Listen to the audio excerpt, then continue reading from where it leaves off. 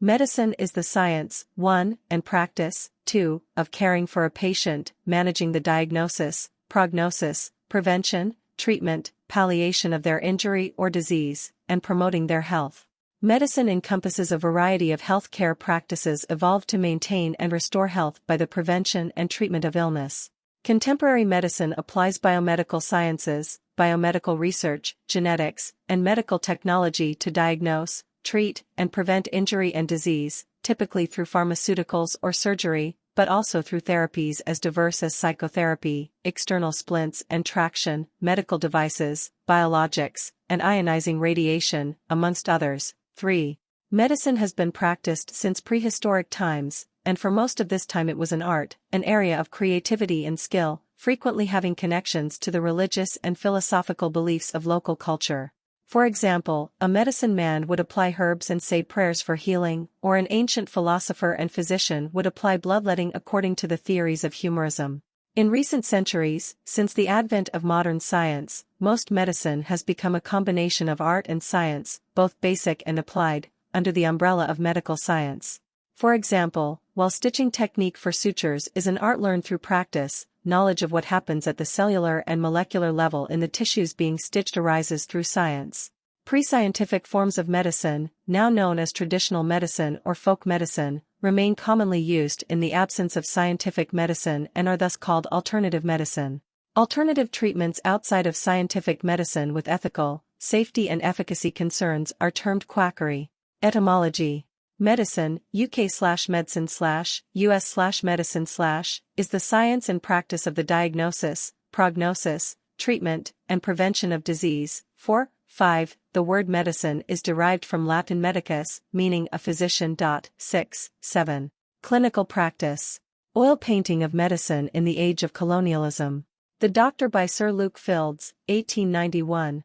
Elizabeth Blackwell, the first female physician in the United States, graduated from SUNY Upstate, 1847. Medical availability and clinical practice vary across the world due to regional differences in culture and technology.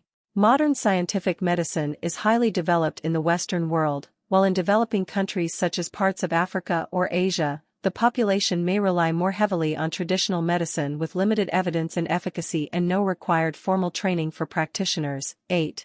In the developed world, evidence-based medicine is not universally used in clinical practice. For example, a 2007 survey of literature reviews found that about 49% of the interventions lacked sufficient evidence to support either benefit or harm. 9. In modern clinical practice, physicians and physician assistants personally assess patients to diagnose, prognose, treat, and prevent disease using clinical judgment. The doctor-patient relationship typically begins with an interaction with an examination of the patient's medical history and medical record, followed by a medical interview, 10, and a physical examination. Basic diagnostic medical devices, example, stethoscope, tongue depressor, are typically used.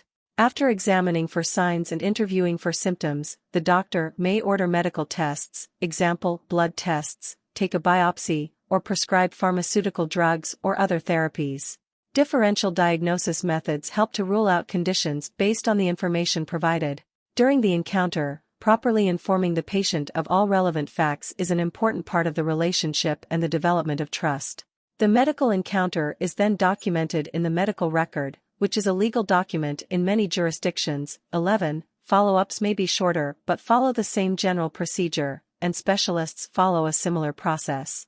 The diagnosis and treatment may take only a few minutes or a few weeks, depending on the complexity of the issue.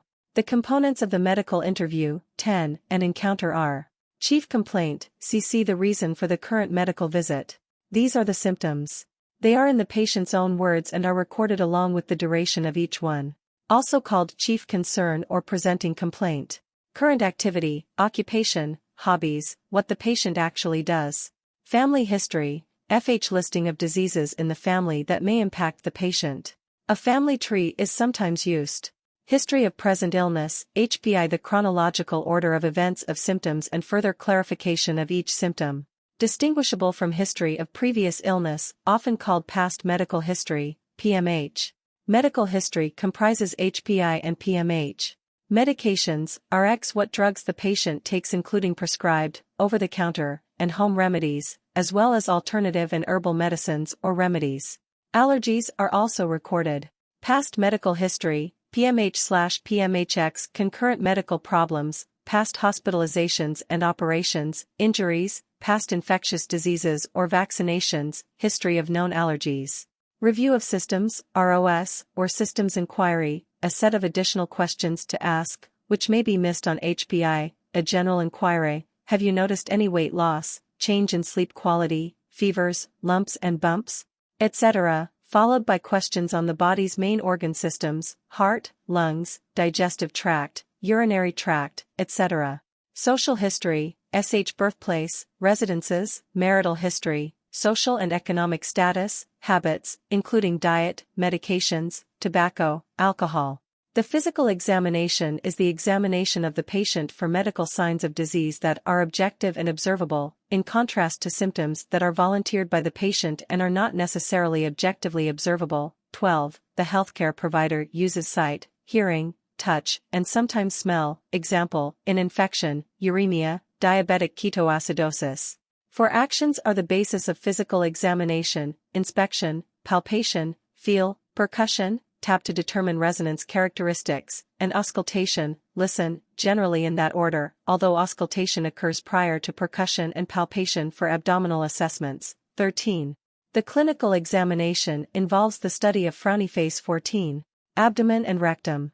Cardiovascular, heart and blood vessels. General appearance of the patient and specific indicators of disease, nutritional status, presence of jaundice, pallor or clubbing. Genitalia, and pregnancy if the patient is or could be pregnant. Head, eye, ear, nose, and throat. Hint. 14. Musculoskeletal, including spine and extremities. Neurological, consciousness, awareness, brain, vision, cranial nerves, spinal cord and peripheral nerves. Psychiatric, orientation, mental state, mood, evidence of abnormal perception or thought. Respiratory, large airways and lungs. 14. Skin. Vital signs including height, weight, body temperature, blood pressure, pulse, respiration rate, and hemoglobin oxygen saturation. 14. It is to likely focus on areas of interest highlighted in the medical history and may not include everything listed above. The treatment plan may include ordering additional medical laboratory tests and medical imaging studies, starting therapy, referral to a specialist, or watchful observation. A follow-up may be advised. Depending upon the health insurance plan and the managed care system, various forms of utilization review, such as prior authorization of tests, may place barriers on accessing expensive services. 15. The medical decision-making, MDM, process involves the analysis and synthesis of all the above data to come up with a list of possible diagnoses, the differential diagnoses, along with an idea of what needs to be done to obtain a definitive diagnosis that would explain the patient's problem. On subsequent visits, the process may be repeated in an abbreviated manner to obtain any new history, symptoms, physical findings, lab or imaging results, or specialist consultations. Institutions. Contemporary medicine is, in general, conducted within healthcare systems. Legal, credentialing, and financing frameworks are established by individual governments, augmented on occasion by international organizations, such as churches. The characteristics of any given healthcare system have a significant impact on the way medical care is provided.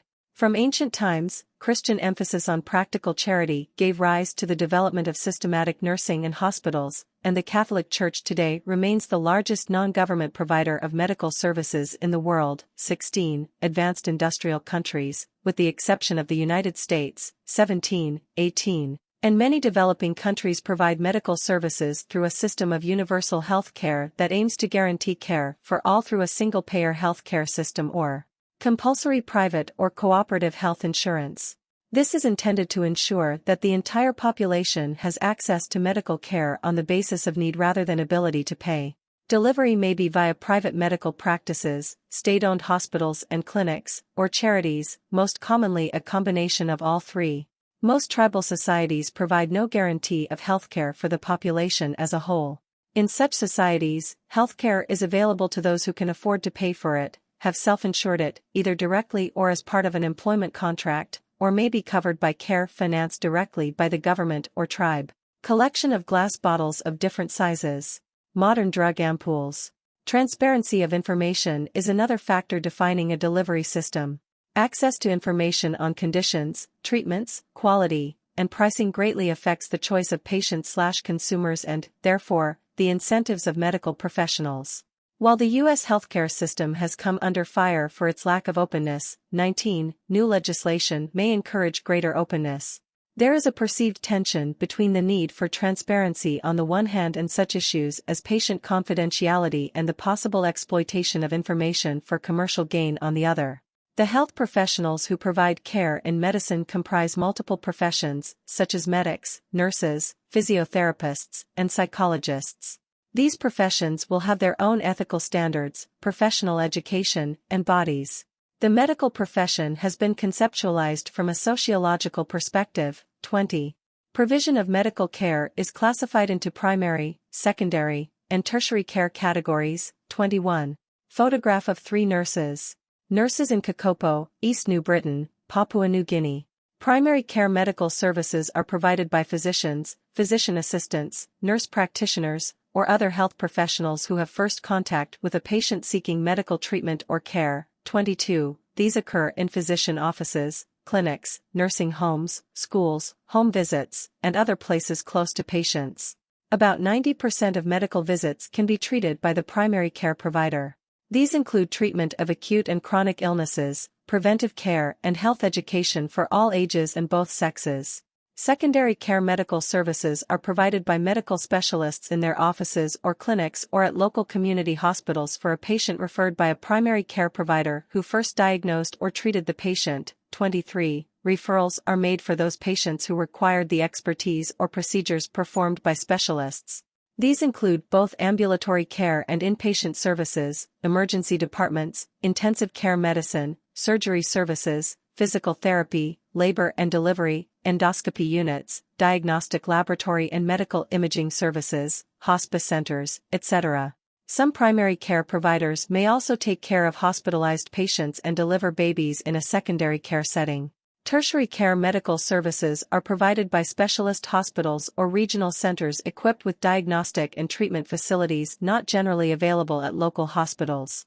These include trauma centers, burn treatment centers, advanced neonatology unit services, organ transplants, high-risk pregnancy, radiation oncology, etc.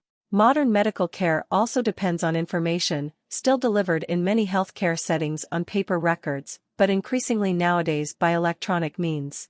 In low-income countries, modern healthcare is often too expensive for the average person. International healthcare policy researchers have advocated that user fees be removed in these areas to ensure access, although even after removal, significant costs and barriers remain. 24. Separation of prescribing and dispensing is a practice in medicine and pharmacy in which the physician who provides a medical prescription is independent from the pharmacist who provides the prescription drug. In the Western world there are centuries of tradition for separating pharmacists from physicians. In Asian countries, it is traditional for physicians to also provide drugs. 25. Branches.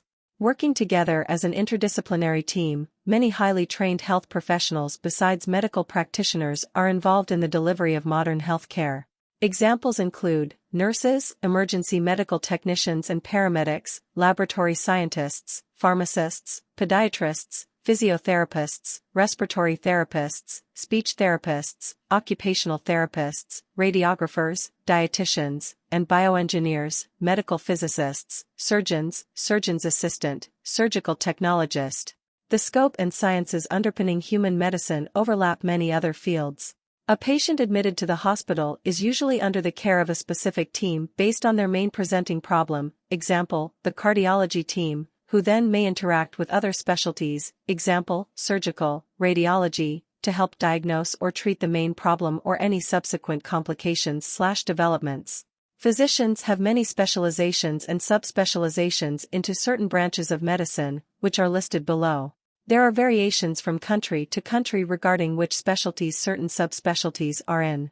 The main branches of medicine are basic sciences of medicine. This is what every physician is educated in, and some return to in biomedical research. Interdisciplinary fields, where different medical specialties are mixed to function in certain occasions. Medical specialties. Basic sciences. Anatomy is the study of the physical structure of organisms. In contrast to macroscopic or gross anatomy, cytology and histology are concerned with microscopic structures. Biochemistry is the study of the chemistry taking place in living organisms, especially the structure and function of their chemical components. Biomechanics is the study of the structure and function of biological systems by means of the methods of mechanics. Biophysics is an interdisciplinary science that uses the methods of physics and physical chemistry to study biological systems. Biostatistics is the application of statistics to biological fields in the broadest sense. A knowledge of biostatistics is essential in the planning, evaluation, and interpretation of medical research. It is also fundamental to epidemiology and evidence-based medicine. Cytology is the microscopic study of individual cells.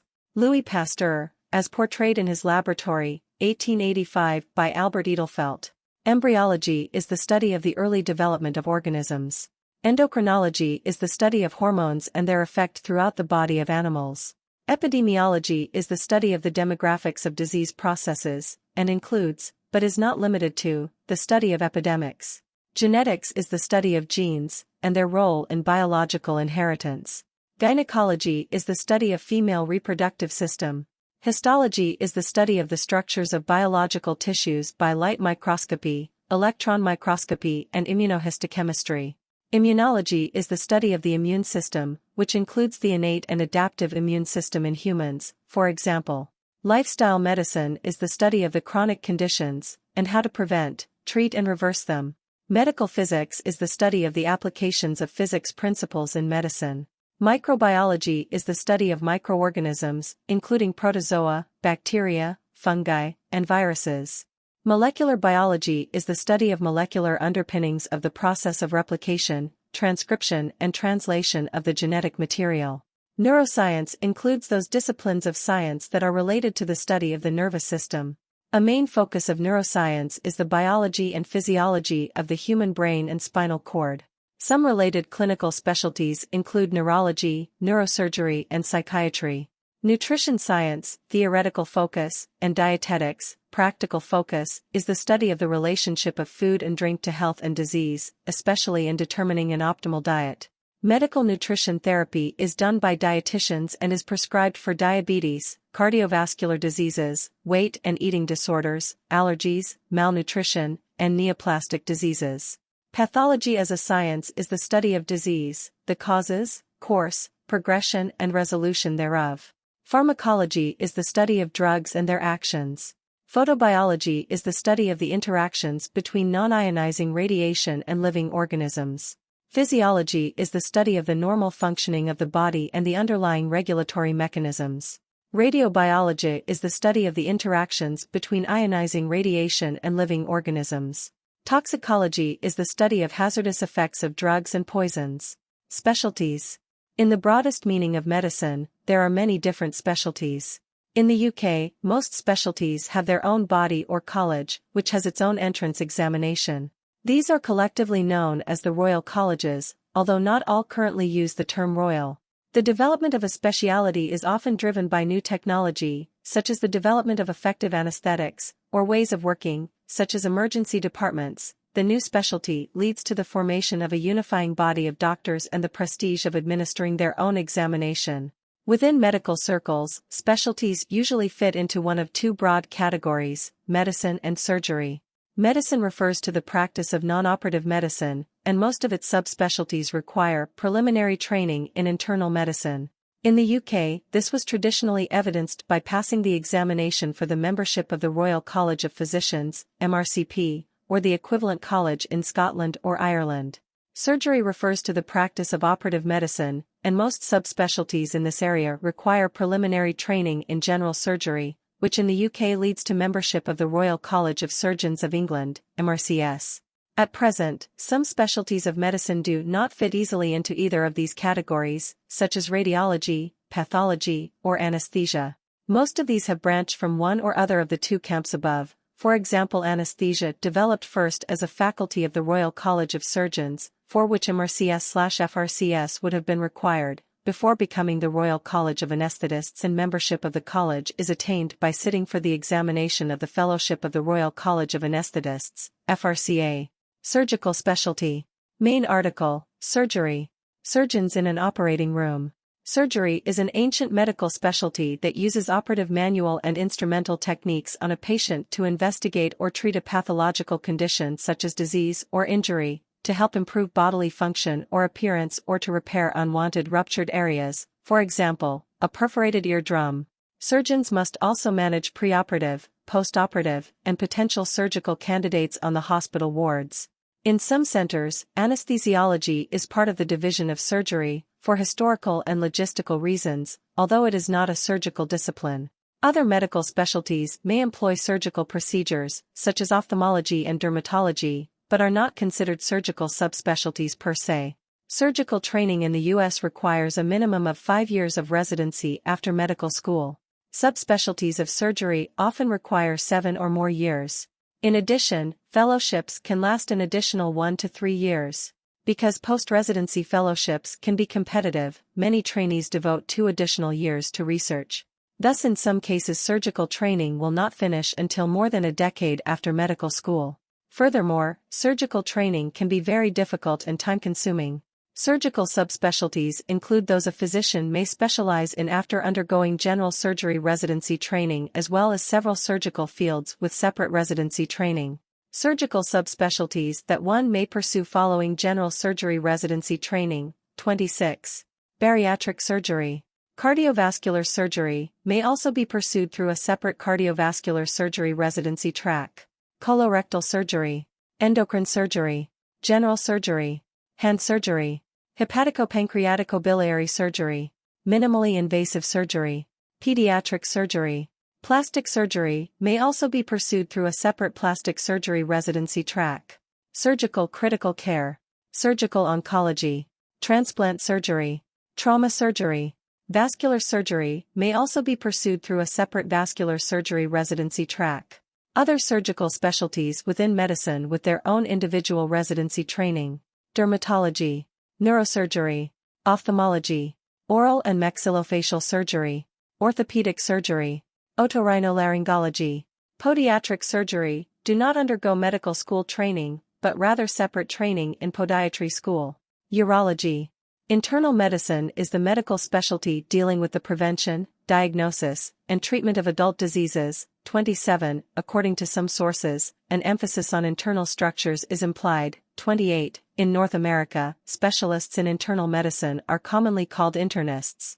Elsewhere, especially in Commonwealth nations, such specialists are often called physicians. 29. These terms, internist or physician, in the narrow sense, common outside North America, generally exclude practitioners of gynecology and obstetrics, pathology, psychiatry, and especially surgery and its subspecialties. Because their patients are often seriously ill or require complex investigations, internists do much of their work in hospitals. Formerly, many internists were not subspecialized. Such general physicians would see any complex non-surgical problem. This style of practice has become much less common. In modern urban practice, most internists are subspecialists, that is, they generally limit their medical practice to problems of one organ system or to one particular area of medical knowledge. For example, gastroenterologists and nephrologists specialize respectively in diseases of the gut and the kidneys. 30. In the Commonwealth of Nations and some other countries, specialist pediatricians and geriatricians are also described as specialist physicians, or internists, who have subspecialized by age of patient rather than by organ system. Elsewhere, especially in North America, general pediatrics is often a form of primary care. There are many subspecialties, or subdisciplines, of internal medicine. Angiology/vascular medicine. Bariatrics. Cardiology. Critical care medicine. Endocrinology. Gastroenterology. Geriatrics. Hematology. Hepatology. Infectious disease. Nephrology. Neurology. Oncology. Pediatrics. Pulmonology/pneumology/respirology/chest medicine. Rheumatology. Sports medicine. Training in internal medicine, as opposed to surgical training, varies considerably across the world. See the articles on medical education for more details. In North America, it requires at least 3 years of residency training after medical school, which can then be followed by a 1 to 3-year fellowship in the subspecialties listed above. In general, resident work hours in medicine are less than those in surgery, averaging about 60 hours per week in the US. This difference does not apply in the UK, where all doctors are now required by law to work less than 48 hours per week on average. Diagnostic specialties. Clinical laboratory sciences are the clinical diagnostic services that apply laboratory techniques to diagnosis and management of patients. In the United States, these services are supervised by a pathologist. The personnel that work in these medical laboratory departments are technically trained staff who do not hold medical degrees, but who usually hold an undergraduate medical technology degree, who actually perform the tests, assays, and procedures needed for providing the specific services. Subspecialties include transfusion medicine, cellular pathology, clinical chemistry, hematology, clinical microbiology, and clinical immunology. Clinical neurophysiology is concerned with testing the physiology or function of the central and peripheral aspects of the nervous system. These kinds of tests can be divided into recordings of 1. Spontaneous or continuously running electrical activity, or 2. Stimulus-evoked responses. Subspecialties include electroencephalography, electromyography, evoked potential, nerve conduction study, and polysomnography. Sometimes these tests are performed by techs without a medical degree, but the interpretation of these tests is done by a medical professional. Diagnostic radiology is concerned with imaging of the body, e.g. by X-rays, X-ray computed tomography, ultrasonography, and nuclear magnetic resonance tomography. Interventional radiologists can access areas in the body under imaging for an intervention or diagnostic sampling. Nuclear medicine is concerned with studying human organ systems by administering radiolabeled substances, radiopharmaceuticals, to the body, which can then be imaged outside the body by a gamma camera or a PET scanner. Each radiopharmaceutical consists of 2 parts, a tracer that is specific for the function under study, example, neurotransmitter pathway, metabolic pathway, blood flow, or other, and a radionuclide, usually either a gamma emitter or a positron emitter. There is a degree of overlap between nuclear medicine and radiology, as evidenced by the emergence of combined devices such as the Peru Time/Central Time scanner. Pathology as a medical specialty is the branch of medicine that deals with the study of diseases and the morphologic, physiologic changes produced by them. As a diagnostic specialty, pathology can be considered the basis of modern scientific medical knowledge and plays a large role in evidence-based medicine. Many modern molecular tests such as flow cytometry, polymerase chain reaction, PCR, immunohistochemistry, cytogenetics, gene rearrangement studies, and fluorescent in situ hybridization, FISH, fall within the territory of pathology. Other major specialties. The following are some major medical specialties that do not directly fit into any of the above-mentioned groups. Anesthesiology, also known as anesthetics, concerned with the perioperative management of the surgical patient. The anesthesiologist's role during surgery is to prevent derangement in the vital organs, i.e. brain, heart, kidneys, functions, and postoperative pain. Outside of the operating room, the anesthesiology physician also serves the same function in the labor and delivery ward, and some are specialized in critical medicine. Emergency medicine is concerned with the diagnosis and treatment of acute or life-threatening conditions, including trauma, surgical, medical, pediatric, and psychiatric emergencies. Family medicine, family practice, general practice, or primary care is, in many countries, the first port of call for patients with non-emergency medical problems. Family physicians often provide services across a broad range of settings, including office-based practices, emergency department coverage, inpatient care, and nursing home care. Gynecologist Michelle Akoshianga of Ouagadougou, Burkina Faso. Medical genetics is concerned with the diagnosis and management of hereditary disorders. Neurology is concerned with diseases of the nervous system. In the UK, neurology is a subspecialty of general medicine. Obstetrics and gynecology, often abbreviated as OB/GYN, American English, or OBS, and gynae, British English, are concerned respectively with childbirth and the female reproductive and associated organs. Reproductive medicine and fertility medicine are generally practiced by gynecological specialists. Pediatrics, AE, or Pediatrics, B, is devoted to the care of infants, children, and adolescents. Like internal medicine, there are many pediatric subspecialties for specific age ranges, organ systems, disease classes, and sites of care delivery. Pharmaceutical medicine is the medical scientific discipline concerned with the discovery, development, evaluation, registration, monitoring, and medical aspects of marketing of medicines for the benefit of patients and public health. Physical medicine and rehabilitation, or physiatry, is concerned with functional improvement after injury, illness, or congenital disorders. Podiatric medicine is the study of, diagnosis, and medical and surgical treatment of disorders of the foot, ankle, lower limb, hip, and lower back.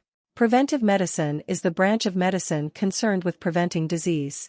Community health or public health is an aspect of health services concerned with threats to the overall health of a community based on population health analysis. Psychiatry is the branch of medicine concerned with the biopsychosocial study of the etiology, diagnosis, treatment, and prevention of cognitive, perceptual, emotional, and behavioral disorders. Related fields include psychotherapy and clinical psychology. Interdisciplinary fields. Some interdisciplinary subspecialties of medicine include: addiction medicine deals with the treatment of addiction.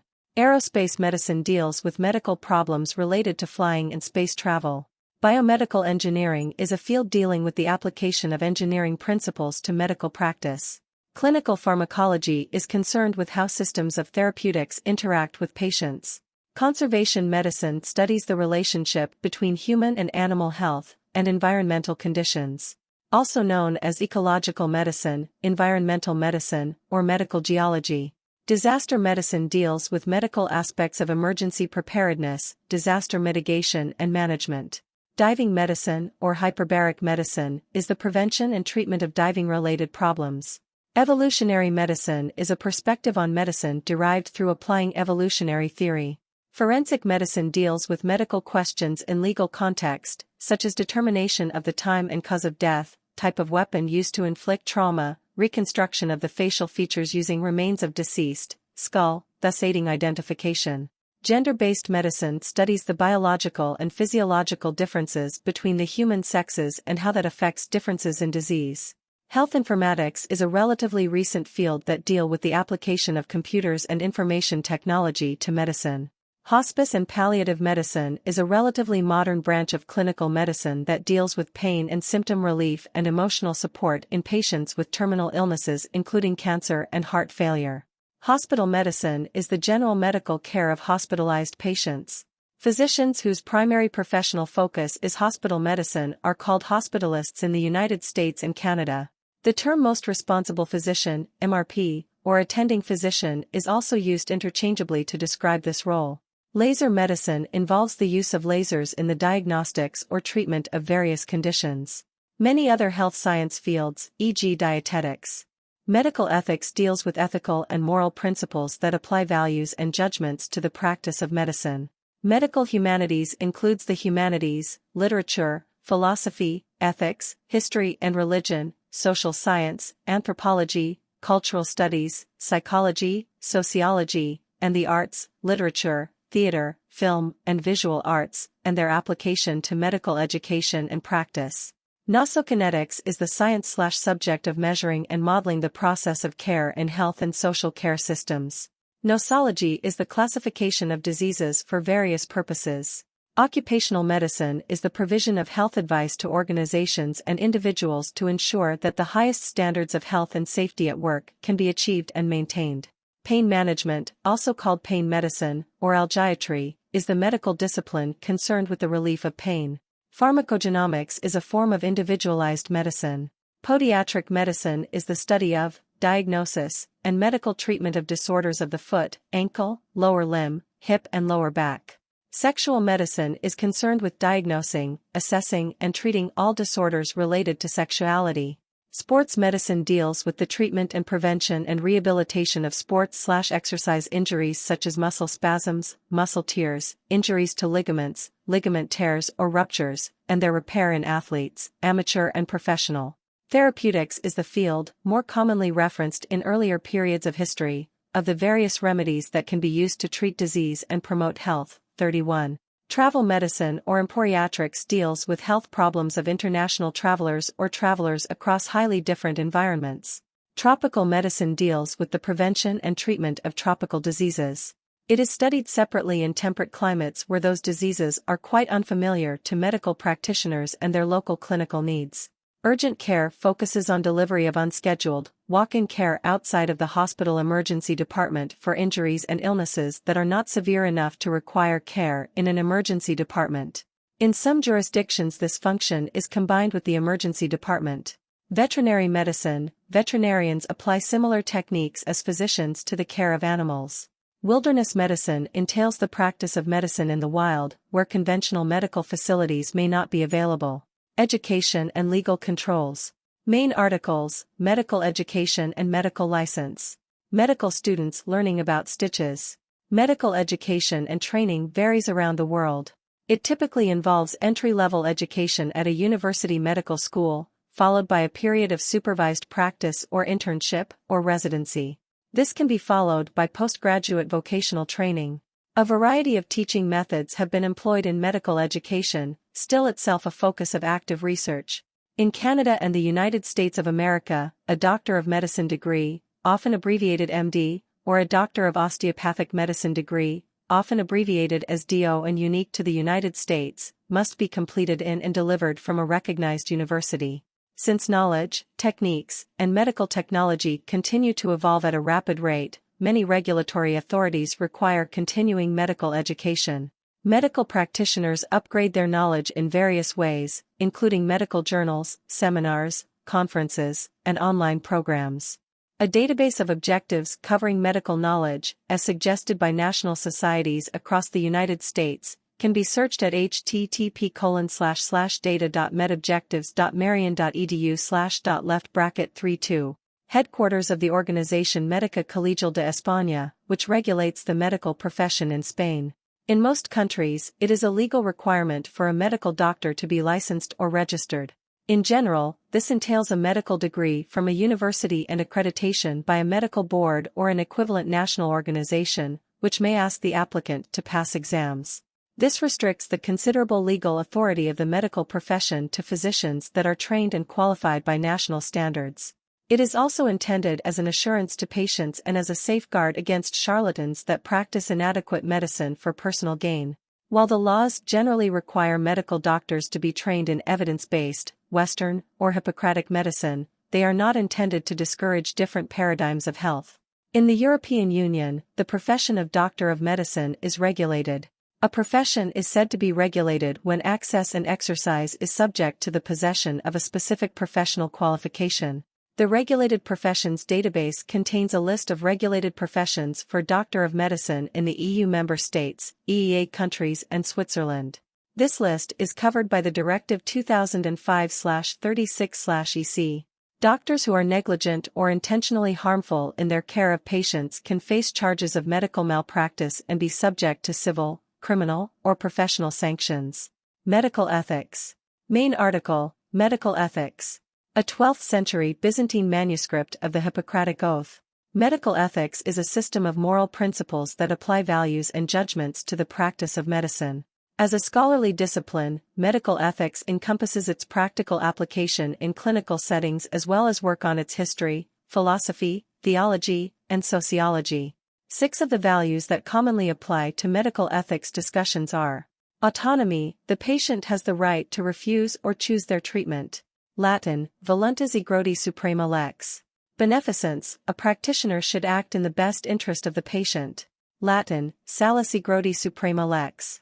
Justice, concerns the distribution of scarce health resources, and the decision of who gets what treatment, fairness and equality. Non-maleficence, first, do no harm, Latin, primum non nocere. Respect for persons, the patient, and the person treating the patient, have the right to be treated with dignity. Truthfulness and honesty, the concept of informed consent has increased in importance since the historical events of the doctor's trial of the Nuremberg trials, Tuskegee syphilis experiment, and others. Values such as these do not give answers as to how to handle a particular situation, but provide a useful framework for understanding conflicts. When moral values are in conflict, the result may be an ethical dilemma or crisis. Sometimes, no good solution to a dilemma in medical ethics exists, and occasionally, the values of the medical community, i.e., the hospital and its staff, conflict with the values of the individual patient, family, or larger non-medical community. Conflicts can also arise between healthcare providers, or among family members. For example, some argue that the principles of autonomy and beneficence clash when patients refuse blood transfusions, considering them life-saving, and truth-telling was not emphasized to a large extent before the HIV era. Ancient world. Prehistoric medicine incorporated plants, herbalism, animal parts, and minerals. In many cases these materials were used ritually as magical substances by priests, shamans, or medicine men. Well-known spiritual systems include animism, the notion of inanimate objects having spirits, spiritualism, an appeal to gods or communion with ancestor spirits, shamanism, the vesting of an individual with mystic powers, and divination, magically obtaining the truth.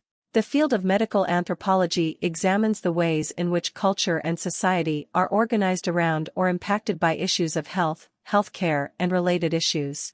Early records on medicine have been discovered from ancient Egyptian medicine, Babylonian medicine, Ayurvedic medicine, in the Indian subcontinent, classical Chinese medicine, predecessor to the modern traditional Chinese medicine, and ancient Greek medicine and Roman medicine. In Egypt, Imhotep, 3rd millennium BCE, is the first physician in history known by name. The oldest Egyptian medical text is the Khadim gynecological papyrus from around 2000 BCE, which describes gynecological diseases. The Edwin Smith papyrus dating back to 1600 BCE is an early work on surgery, while the Ebers papyrus dating back to 1500 BCE is akin to a textbook on medicine. 33. In China, archaeological evidence of medicine in Chinese dates back to the Bronze Age Shang dynasty, based on seeds for herbalism and tools presumed to have been used for surgery. 34. The Huangdi Neijing, the progenitor of Chinese medicine, is a medical text written beginning in the 2nd century BCE and compiled in the 3rd century. 35. In India, the surgeon Sushruta described numerous surgical operations, including the earliest forms of plastic surgery. 36. Dubious, discuss. 37. Earliest records of dedicated hospitals come from Mihintale in Sri Lanka, where evidence of dedicated medicinal treatment facilities for patients are found. 38. 39. Mosaic on the floor of the Asclepion of Kos, depicting Hippocrates, with Asclepius in the middle, 2nd to 3rd century. In Greece, the ancient Greek physician Hippocrates, the father of modern medicine, 40, 41, laid the foundation for a rational approach to medicine. Hippocrates introduced the Hippocratic Oath for physicians, which is still relevant and in use today, and was the first to categorize illnesses as acute, chronic, endemic and epidemic, and use terms such as exacerbation, relapse, resolution, crisis, paroxysm, peak, and convalescence. 42, 43. The Greek physician Galen was also one of the greatest surgeons of the ancient world and performed many audacious operations, including brain and eye surgeries. After the fall of the Western Roman Empire and the onset of the early Middle Ages, the Greek tradition of medicine went into decline in Western Europe, although it continued uninterrupted in the Eastern Roman, Byzantine, Empire. Most of our knowledge of ancient Hebrew medicine during the 1st millennium BC comes from the Torah, i.e. the 5 books of Moses, which contain various health-related laws and rituals. The Hebrew contribution to the development of modern medicine started in the Byzantine era, with the physician Asaph the Jew. 44. The concept of hospital as institution to offer medical care and possibility of a cure for the patients due to the ideals of Christian charity, rather than just merely a place to die, appeared in the Byzantine Empire. 45. Although the concept of uroscopy was known to Galen, he did not see the importance of using it to localize the disease. It was under the Byzantines with physicians such as Theophilus Protospatharius that they realized the potential in uroscopy to determine disease in a time when no microscope or stethoscope existed. That practice eventually spread to the rest of Europe. 46. After 750 CE, the Muslim world had the works of Hippocrates, Galen and Sushruta translated into Arabic, and Islamic physicians engaged in some significant medical research. Notable Islamic medical pioneers include the Persian polymath, Avicenna, who, along with Imhotep and Hippocrates, has also been called the father of medicine. 47. He wrote the Canon of Medicine, which became a standard medical text at many medieval European universities. 48. considered one of the most famous books in the history of medicine. 49. Others include Abulcasis, 50, Avenzoar, 51, Ibn al-Nafis, 52, and Averroes, 53. Persian physician Rhazes, 54, was one of the first to question the Greek theory of humorism, which nevertheless remained influential in both medieval Western and medieval Islamic medicine. 55. Some volumes of Rhazes's work Al-Mansuri, namely on surgery and a general book on therapy, became part of the medical curriculum in European universities. 56. Additionally, he has been described as a doctor's doctor. 57. The father of pediatrics. 54, 58, and a pioneer of ophthalmology. For example, he was the first to recognize the reaction of the eye's pupil to light. 58. The Persian Bimaristan hospitals were an early example of public hospitals. 59, 60. In Europe, Charlemagne decreed that a hospital should be attached to each cathedral and monastery, and the historian Geoffrey Blainey likened the activities of the Catholic Church in healthcare during the Middle Ages to an early version of a welfare state. It conducted hospitals for the old and orphanages for the young, hospices for the sick of all ages, places for the lepers, and hostels or inns where pilgrims could buy a cheap bed and meal. It supplied food to the population during famine and distributed food to the poor. This welfare system the church funded through collecting taxes on a large scale and possessing large farmlands and estates.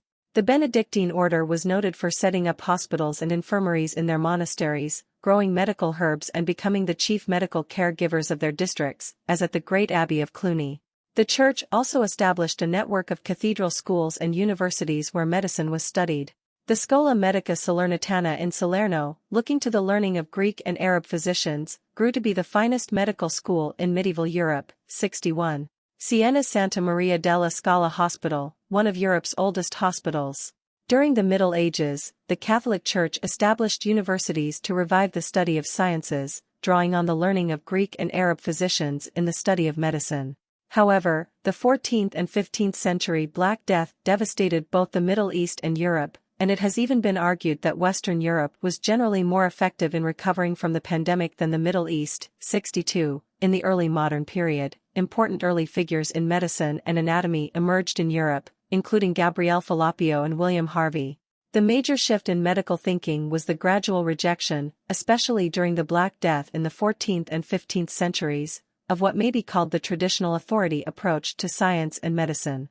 This was the notion that because some prominent person in the past said something must be so, then that was the way it was, and anything one observed to the contrary was an anomaly, which was paralleled by a similar shift in European society in general. See Copernicus's rejection of Ptolemy's theories on astronomy. Physicians like Vesalius improved upon or disproved some of the theories from the past. The main tomes used both by medicine students and expert physicians were Materia Medica and Pharmacopoeia.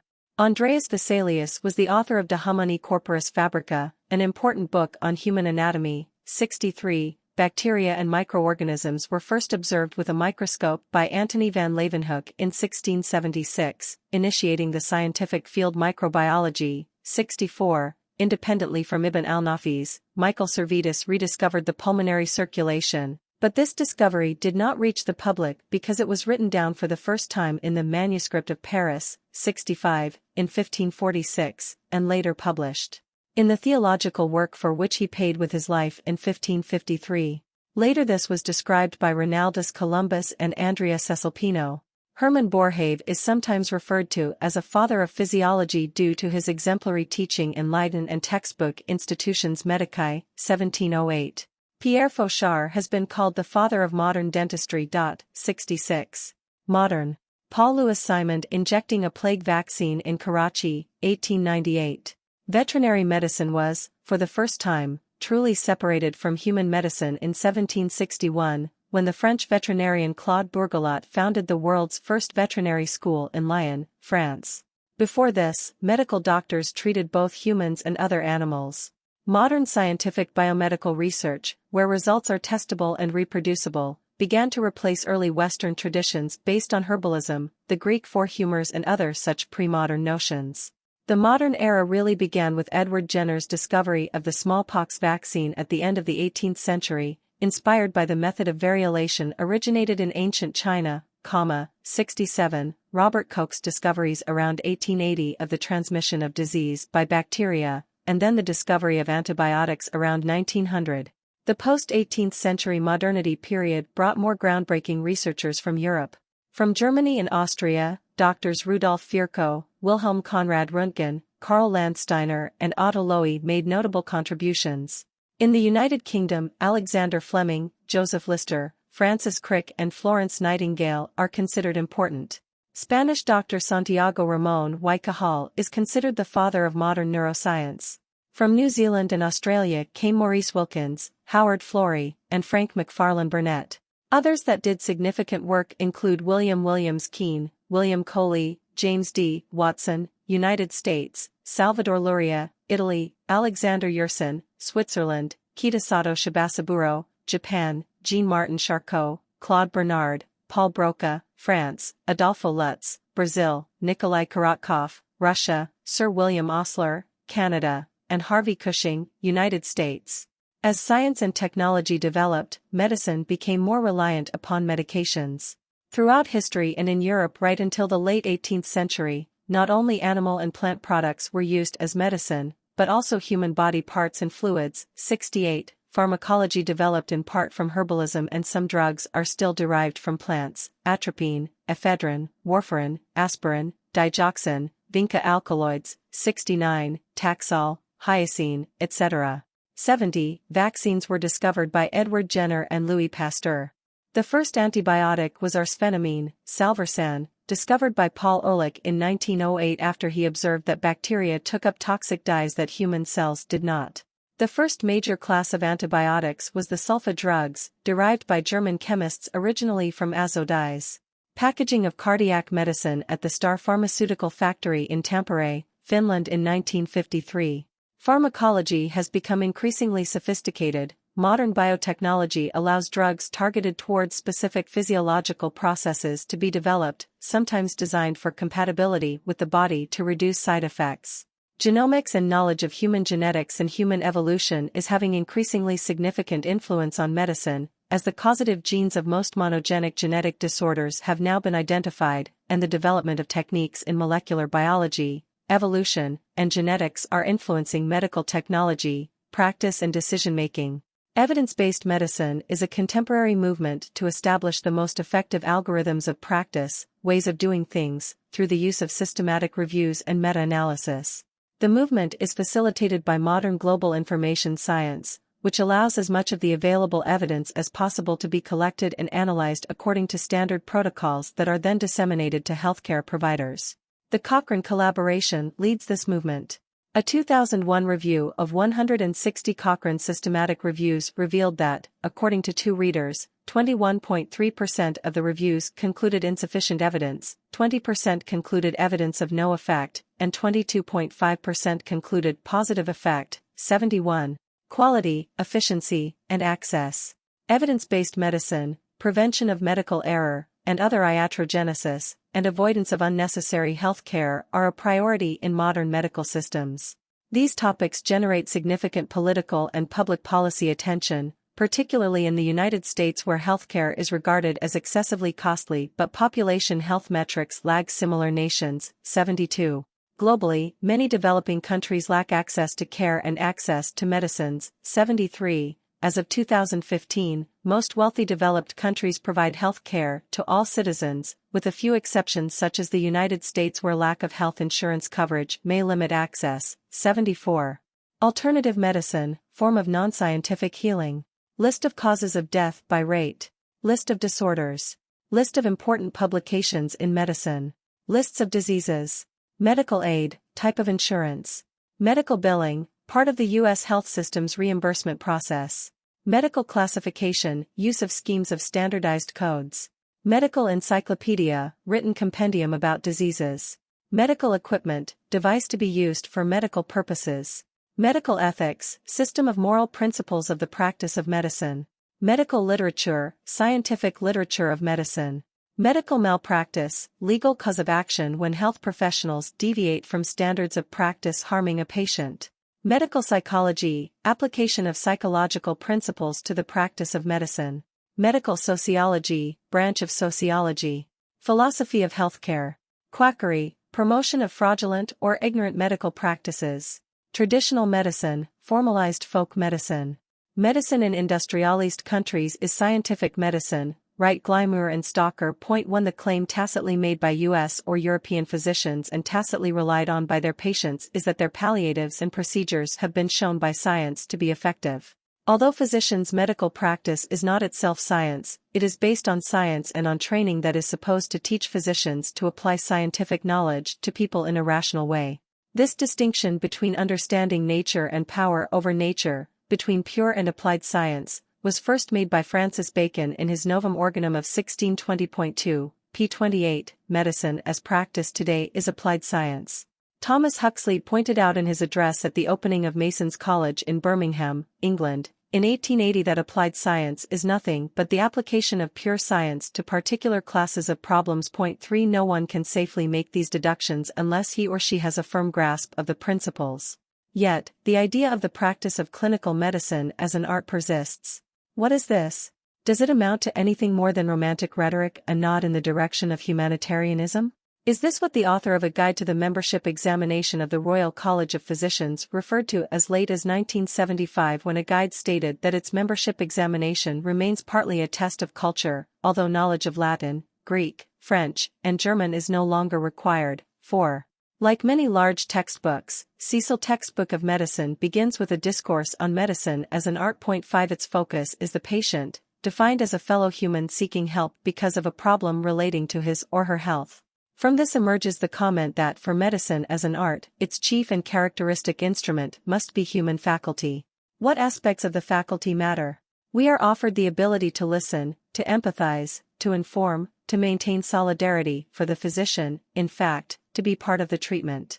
No one would want to dispute the desirability of these properties, but they describe, first, moral dimensions to care. We listen because of respect for persons and so on, and second, skills. Interpersonal skills may be frequently lacking, just as technical skills may be. But they can, at least in principle, be observed, taught, tested, and their value assessed, just like any practical technical skill. We could probably say much the same about the third part of the mantra of medical teachers, attitudes. Whereas these may be more dependent on physicians' upbringing and personalities, attitudes can be changed with education or appropriate legislation, can be observed and scored, and can be evaluated in their contribution to patient care or diagnostic technique, at least in principle, and even if these are crudely done. Part of the art of clinical medicine may lie in these areas, but not exclusively so. The art is not just practical performance. I want to suggest that the art and science of medicine are inseparable, part of a common culture. Knowing is an art, science requires personal participation in knowledge. Intellectual problems have an impersonal, objective character in that they can be conceived of as existing relatively independently of the particular thought, experiences, aims, and actions of individual people. Without such an impersonal, objective character, the practice of medicine would be impossible. Medical practice depends on generalizations that can be reliably applied and scientifically demonstrated. Without understanding people as objects in this way, there can be no such thing as medical science. In the accumulation of such knowledge, physicians, like engineers, share experiences individually through meetings and publications. Within the community of its discipline, this intersubjectivity establishes the objectivity of science. It is knowledge that can be publicly tested. This approach can be summed up as a doctrine of standard empiricism in which the specific aim of inquiry is to produce objective knowledge and truth and to provide explanations and understanding. Science as pure science is knowledge of the natural environment for its own sake, or rather, for understanding. Science as applied science or technology is the exercise of a working control over it. Such is medicine. In its methods, scientific thinking must be insulated from all kinds of psychologic, sociologic, economic, political, moral, and ideologic factors that tend to influence thought in life and society. Without those proscriptions, objective knowledge of truth degenerates into prejudice and ideology. Go to value-neutral truth. Although the aim of standard empiricism is value-neutral truth, that does not imply that science is insulated from outside factors. It merely states that such factors are not integral to its social context. For example, physicians and other health care professionals are, of course, enmeshed in the obligations and responsibilities of their profession. Such responsibilities may extend from the patient, to the healthcare system, or to society as a whole.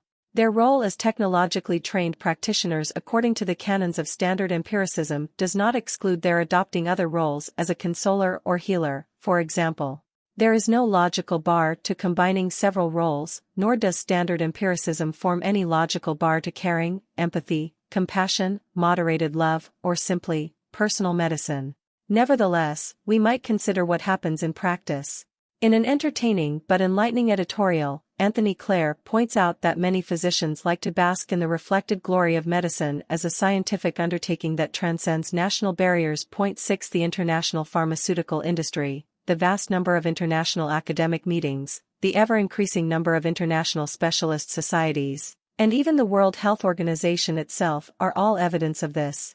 Nevertheless, much clinical practice is still heavily influenced by national culture and character. Clare gives examples. Take the French disease, spasmophilia, a condition whose incidence increased sevenfold in the 1970s and, he tells us, is diagnosed on the basis of an abnormal Chvostek sign and oddities on the electromyogram. In the United States, if it exists at all, it is panic disorder. In Britain, it does not exist, so presumably sufferers in France might be cured by a trip on Eurostar. The Germans consume 6 times as many heart drugs as their British counterparts, with cardiac glycosides being the second most prescribed group of drugs after non-narcotic analgesics. One electrocardiographic survey of supposedly healthy citizens of Hamburg showed a rate of abnormalities of 40%. Germans have 85 drugs listed for the treatment of low blood pressure and annual consultation rates of 163 per million. Hardly anyone in Britain gets treated for low blood pressure. Physicians in the United States think treating low blood pressure amounts to malpractice. Fashion is another powerful influence. 7 There are treatments of fashion, investigations of fashion, diseases of fashion, and operations of fashion. Hypoglycemia comes and goes, chronic mononucleosis is probably on the way out, as is me, even if chronic fatigue syndrome survives. Mitral leaflet prolapse syndrome caught our fancy in the 1970s when everyone who had an echocardiogram had it. Then we've had temporomandibular joint syndrome, post-traumatic stress syndromes, osteoporosis, fibromyositis, candidiasis, hypersensitivity syndrome, total allergy syndrome, Gulf War syndrome, repetitive strain injury, and so they go on. A disease of fashion almost every month. One could make similar comments on treatment or investigations. The point is not simply whether they exist, although this is controversial in many of the examples given. It is the importance that they are accorded in a supposedly objective applied science. Is this evaluation the art of clinical practice? Go to bad science. Now this, one may object, is unfair. Surely, it does not demonstrate any admirable art in medicine, merely bad science or inadequate science or no science. It is science based on poor evidence, insufficient evidence, or dogmas without evidence. Its practice is bad medicine, pressured by the degree to which disease is the sustenance of television dramas, magazine articles, commercial ads, the food industry, the publishing industry, sport, and even the weather forecast. 8 Is it not another example of the fact that 85% of medical procedures are unproven? A figure, or something like it, that is widely quoted, poorly defined, based on abysmal evidence, and almost certainly wrong, but very fashionable in certain circles. Aren't more and better clinical trials the gold standard on which to base practice? What we need? The controlled, randomized clinical trial has been a powerful instrument in furthering medical knowledge and, of course, a physician should know its results. But it is often not enough in recommending treatment for a particular patient. The double-blind, randomized, controlled trial, RCT, is an experiment, but experiment may be unnecessary, inappropriate, impossible, or inadequate. 9 A dramatic intervention such as penicillin in meningococcal meningitis does not need a RCT to demonstrate its efficacy. An RCT would be inappropriate if the effect of random allocation reduces the effectiveness of the intervention, when active participation of the subject is required, which in turn depends on the subject's beliefs and preferences. For example, in a trial of psychotherapy, both clinicians and patients may have a preference, despite agreeing to random allocation. As a result, the lack of any subsequent difference in outcome between the comparison groups may underestimate the benefits of the intervention. The RCT may also be inappropriate if the event is a rare one, the number of subjects will not be sufficient, or likely to take place far into the future, it cannot be continued long enough. For example, in the UK Atomic Energy Authority mortality study, 328,000 person-years experience among radiation workers was examined. 10 This was still many times too small and yielded unsatisfactorily wide confidence intervals. In interpreting low-order risks, study situations are usually complex. In a multifactorial disease, a factor that increases the risk by less than half will almost certainly be undetectable. An RCT may be impossible if key people refuse participation or if there are ethical, legal, or political obstacles. Finally, it may be inadequate if the trial involves atypical investigators or patient groups, or if patients in the RCT receive better care than they would otherwise receive, regardless of which arm they are in. One answer to the failings of the RCT is a plea for observational methods, cohort and case control studies.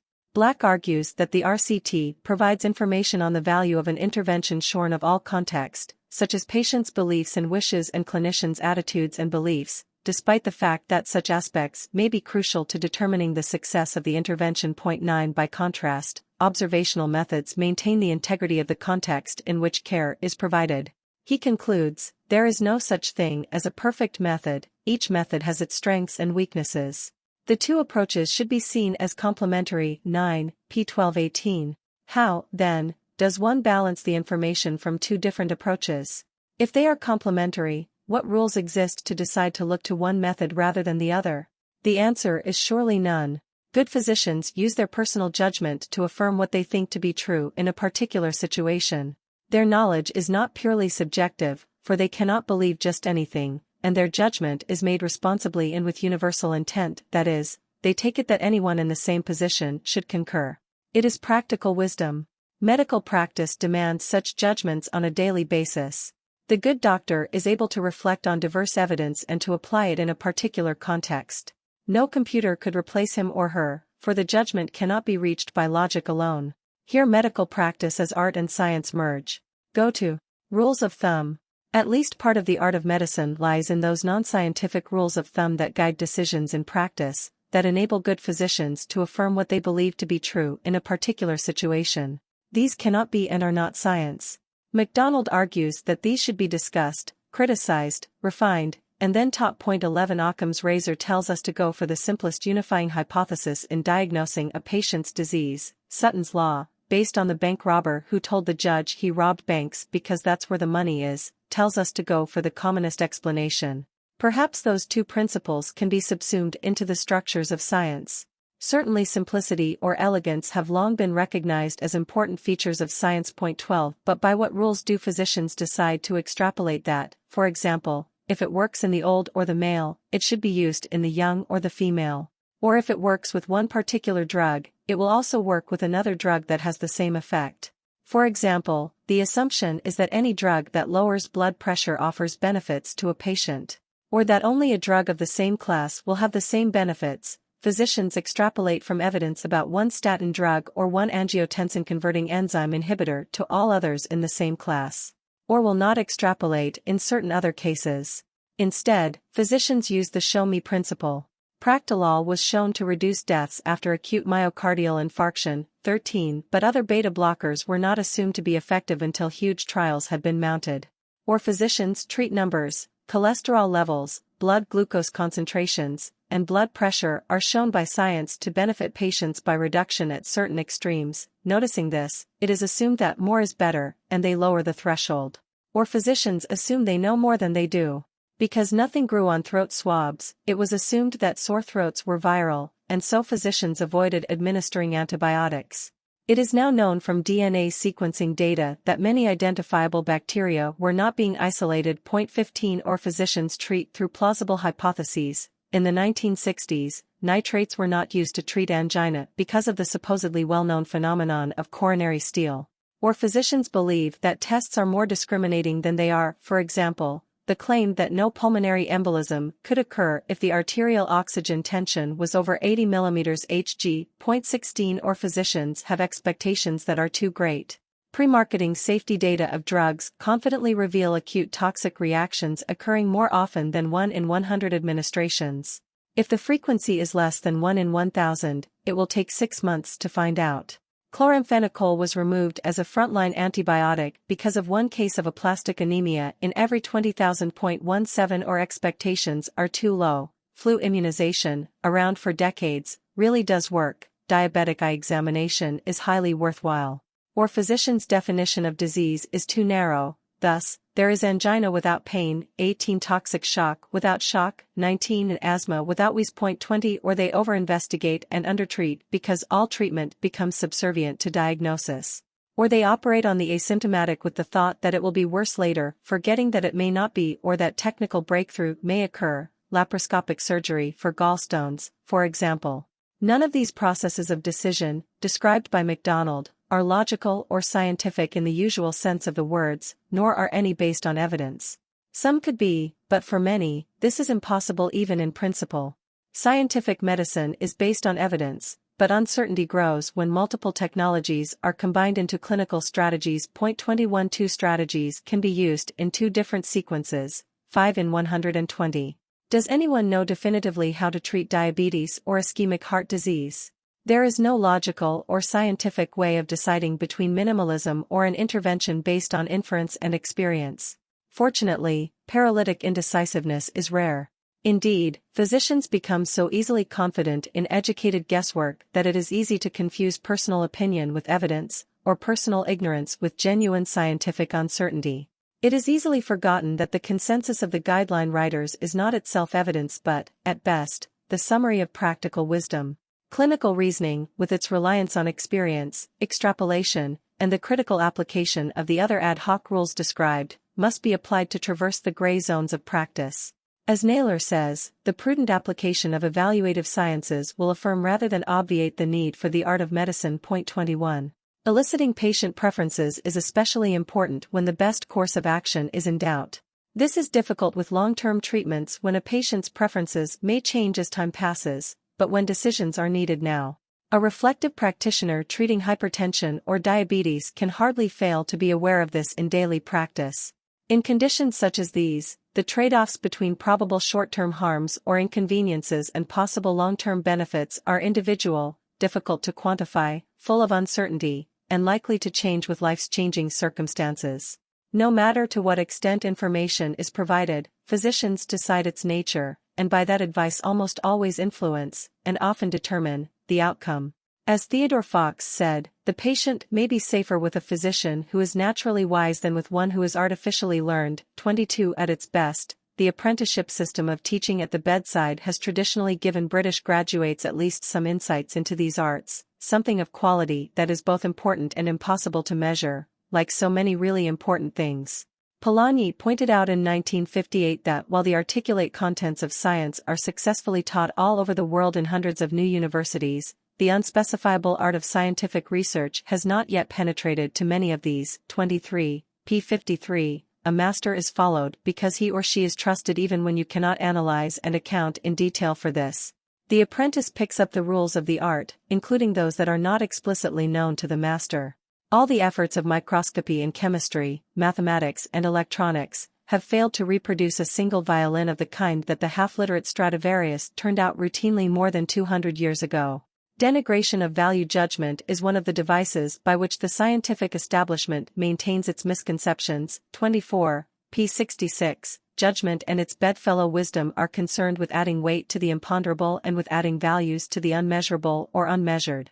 In a recent article, Epstein offers this example. 25 A 42-year-old mother of two small girls, despondent over job difficulties, was contemplating genetic screening for breast cancer as she approached the age at which her mother was diagnosed as having the same disease. Aside from the difficulties in taking an evidence-based approach to assigning quantitative risks and benefits to the genetic screening procedure, how much should I trust the available information, and uncertainty about the effectiveness of medical or surgical interventions, would knowing the results make a difference and, if so, to whom? The case raised important relationship-centered questions about values. What risks are worth taking? The patient-doctor relationship, what approach would be most helpful to the patient? Pragmatics, is the geneticist competent and respectful, and capacity? To what extent is the patient's desire for testing biased by her fears, depression, or incomplete understanding of the illness and test? In this situation, book knowledge and clinical experience alone are insufficient. Rather, there is reliance on personal knowledge of the patient. Is she responding to this situation in a way concordant with her previous actions and values? And the physician, what values and biases affect the way I frame this situation for myself and for the patient, to help us arrive at a mutual decision? The reflective activities applied equally to the technical aspects of medicine. How do I know I can trust the interpretations of medical tests? And the affective domain, how well can I tolerate uncertainty and risk? An attitude of critical curiosity, openness, and connection allowed the patient and physician to defer the decision and reconsider testing once the immediate crises had passed. It has been said that we don't see things as they are, we see things as we are. 26 Evidence-based medicine and the doctrines of standard empiricism offer a structure for analyzing medical decision-making but are not sufficient to describe the more tacit processes of expert clinical judgment. All data, regardless of their completeness or accuracy, are interpreted by the clinician to make sense of them and apply them to clinical practice. Experts take into account messy details, such as context, cost, convenience, and the values of the patient. Doctor factors such as emotions, bias, prejudice, risk aversion, tolerance of uncertainty, and personal knowledge of the patient also influence clinical judgment. The practice of clinical medicine with its daily judgments is both science and art. It is impossible to make explicit all aspects of professional competence. Evidence-based decision models may be powerful, but they are like computer-generated symphonies in the style of Mozart, correct but lifeless. The art of caring for patients, then, should flourish not merely in the theoretic or abstract gray zones where scientific evidence is incomplete or conflicting, but also in the recognition that what is black and white in the abstract often becomes gray in practice, as clinicians seek to meet their patients' needs. In the practice of clinical medicine, the art is not merely part of the medical humanities but is integral to medicine as an applied science. Competing interests, none declared. This article was published in J. Med Ethics, Medical Humanities 2000, 26:18-22. Author, John Saunders is consultant physician at Neville Hall Hospital, Abergavenny. We welcome articles up to 600 words on topics such as a memorable patient, a paper that changed your practice, your most unfortunate mistake, or any other piece conveying instruction, pathos, or humor. The article should be supplied on disk and/or emailed to wjm@ujm.com. Permission is needed from the patient or a relative if an identifiable patient is mentioned. We also welcome quotations of up to 80 words from any source, ancient or modern, that you have enjoyed reading. Go to References. 1. Glymer C., Stalker D., Engineers, Cranks, Physicians, Magicians. N. England J. Med 1983, 308, 960-964. PubMed, Google Scholar. 2. Medawar P. Two Conceptions of Science. In Plato's Republic. Oxford, Oxford University Press, 1984. 3. Huxley T. Science and Culture. In Gardner M. The Sacred Beetle. Oxford, Oxford University Press, 1985. 4. Constable T. A Guide to Preparing for the MRCP, UK, Exam.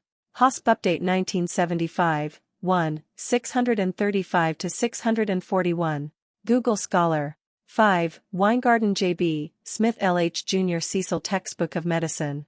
18th edition Philadelphia, W.B. Saunders, 1988. 6. Claire A., National Variations in Medical Practice, Editorial. BMJ 1989, 298, 1334. PMC Free Article, PubMed, Google Scholar. 7. Burnham J.F. Medical Practice a la Mode, How Medical Fashions Determine Medical Care. N. England J. Med 1987, 317, 1220-1222. PubMed, Google Scholar. 8. Thomas L. Notes of a Biology Watcher, The Healthcare System. N. England J. Med 1975, 293, 1245-1246. PubMed, Google Scholar. 9. Black N. Why We Need Observational Studies to Evaluate the Effectiveness of Healthcare. BMJ 1996, 312, 1215-1218. PMC Free Article, PubMed, Google Scholar. 10. Rose G. Environmental Factors and Disease, The Man-Made Environment. BMJ 1987, 294, 963-965. PMC Free Article, PubMed, Google Scholar. 11. McDonald C.J. Medical Heuristics, the Silent Adjudicators of Clinical Practice. And InternMed 1996, 124, 56-62. PubMed, Google Scholar. 12, Losi J. A Historical Introduction to the Philosophy of Science. Oxford, Oxford University Press, 1979. 13, Green K.G., Chamberlain J.A., Fulton R.M., Hamer N.A., Oliver M.F., Pentecost B.L. The Improvement in Prognosis of Myocardial Infarction by Long-Term Beta-Adrenoceptor Blockade Using Practilol, a Multicenter International Study. BMJ 1975, 3, 735-740. PMC Free Article, PubMed, Google Scholar. 14, Yusuf S., Pito R., Lewis J., Collins R., Slight P. Beta Blockade During and After Myocardial Infarction, an Overview of the Randomized Trials. Prague Cardiovasc Dis 1985, 27, 335-371. PubMed, Google Scholar. 15, Pace N.R., Engert E.R., DeLong E.F., Schmidt T.M., Wickham J.S. New Perspectives on the Natural Microbial World. In Baltz R.H., Heegman G.D., Scatrud P.L., EDS Industrial Microorganisms, Basic and Applied Molecular Genetics. Washington, D.C., American Society for Microbiology Press, 1993. 16, Dansker D.R., Bauer J.A. Alterations in Gas Exchange Following Pulmonary Thromboembolism. Chest 1982, 81, 495-501. PubMed, Google Scholar. 17, Reynolds J.E.F. Martindale, The Extra Pharmacopoeia. 31st edition London, Royal Pharmaceutical Society, 1996. 18, Masseri A. Coronary Vasoconstriction, Visible and Invisible, Editorial. N. England J. Med 1991, 325, 1579-1580. PubMed, Google Scholar. 19, Toftar W., Williams D.N. Toxic Shock Syndrome, Evidence of a Broad Clinical Spectrum. JAMA 1981, 246, 2163-2167. PubMed, Google Scholar. 20, Johnson D., Osborne L.M. Cough Variant Asthma, A Review of the Clinical Literature. J. Asthma 1991, 28, 85-90. PubMed, Google Scholar. 21, Naylor C.D. Gray Zones of Clinical Practice, Some Limits to Evidence-Based Medicine. Lancet 1995, 345, 840-842. PubMed, Google Scholar. 22, Fox T.F. The Personal Doctor. Lancet 1960, 1, 743-760. PubMed, Google Scholar. 23, Polanyi M. Personal Knowledge, Towards a Post-Critical Philosophy. London, Routledge and Keegan Paul, 1958. 24, McCormick J. Death of the Personal Doctor. Lancet 1996, 348, 667-668. PubMed, Google Scholar. 25, Epstein R.M. Mindful Practice. JAMA 1999, 282, 833-839. PubMed, Google Scholar. 26, Nine. The Diary of Anais Nin, 1939-1944. New York, Harcourt Brace and World, 1969. Lexico was a dictionary website that provided a collection of English and Spanish dictionaries produced by Oxford University Press, OUP, the publishing house of the University of Oxford. While the dictionary content on Lexico came from OUP, this website was operated by Dictionary.com, whose eponymous website hosts dictionaries by other publishers such as Random House. The website was closed and redirected to Dictionary.com on August 26, 2022. Before the Lexico site was launched, the Oxford Dictionary of English and New Oxford American Dictionary were hosted by OUP's own website Oxford Dictionaries Online, ODO, later known as Oxford Living Dictionaries. The dictionary's definitions have also appeared in Google Definition Search and the dictionary application on macOS, among others, licensed through the Oxford Dictionaries API. 1, 2. History. In the 2000s, OUP allowed access to content of the compact Oxford English Dictionary of Current English on a website called AskOxford.com. 3. In 2010, Oxford Dictionaries Online was launched under OxfordDictionaries.com. 4. Superseding the dictionary content of AskOxford.com.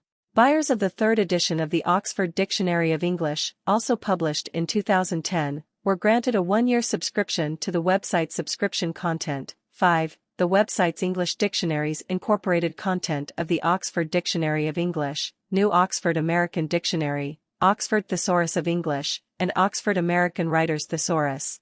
It also provided a Spanish monolingual dictionary and bilingual dictionaries between English and several languages. 6. As of June 2014, it was updated every 3 months. 7. In 2014, OUP launched Oxford Global Languages, an initiative to build lexical resources, bilingual dictionaries, of the world's languages, starting with Zulu and Northern Sotho online dictionaries released in 2015. 8. In 2016, the free content of Oxford Dictionaries Online was rebranded as Oxford Living Dictionaries, and the subscription content as Oxford Dictionaries Premium. 9. In June 2019, the free-of-charge dictionaries of English and Spanish were moved to Lexico.com, a collaboration between OUP and Dictionary.com, though with the lexicographic content continuing to be written solely by OUP staff. While the offer of the U.S. English Dictionary on Oxford Living Dictionaries was terminated upon the migration to Lexico except for words which the UK Dictionary did not have entries for. 10. 11. The U.S. Dictionary became fully available again on Lexico in early 2020. 12. Lexico was itself part of the former name of the company Dictionary.com, Lexico Publishing Group, LLC. 13. In March 2020, the remaining Oxford Living Dictionaries websites, which hosted dictionaries made in the Global Languages program, were closed. A statement from OUP said, "Rather than offering a dictionary website for every digitally under-resourced language, we will facilitate third parties to build products and services that best serve the needs of each individual language community. Our efforts will be focused on creating and providing the data that these third parties need." 14. At the time of the closure, they hosted dictionaries of Zulu, Northern Sotho, Malay, Urdu, Swana, Indonesian, Romanian, Latvian, Swahili, Hindi, Tamil, Gujarati, Tatar, Kosa, Southern Quechua, Tajik, Tok-Pisin, Turkmen, Telugu, and Greek. 15. On August 26, 2022, Lexico was closed and redirected to Dictionary.com. 16. Oxford Dictionaries Premium was still available. 17. Comparison with the Oxford English Dictionary. The Oxford English Dictionary, OED, is a subscription service, while Lexico used the Oxford Dictionaries API. 18. To offer more modern versions of the Oxford Dictionary of English and New Oxford American Dictionary to users for free. The OED described its difference from Oxford Dictionaries, the predecessor to Lexico, as follows. The dictionary content in Oxford Dictionaries focuses on current English and includes modern meanings and uses of words. Where words have more than one meaning, the most important and common meanings in modern English are given first, and less common and more specialist or technical uses are listed below. The OED, on the other hand, is a historical dictionary and it forms a record of all the core words and meanings in English over more than 1,000 years, from Old English to the present day, and including many obsolete and historical terms. Meanings are ordered chronologically in the OED, according to when they were first recorded in English. 1. The World Health Organization, WHO, is a specialized agency of the United Nations responsible for international public health. 2. It is headquartered in Geneva, Switzerland and has 6 regional offices and 150 field offices worldwide. 3. The WHO was established on April 7, 1948 and convened its first meeting on July 24 of that year. 4. 5. It incorporated the assets, personnel, and duties of the League of Nations Health Organization and the Paris-based Office International de Hygiene Publique, including the International Classification of Diseases, ICD. 6. The agency's work began in earnest in 1951 after a significant infusion of financial and technical resources. 7.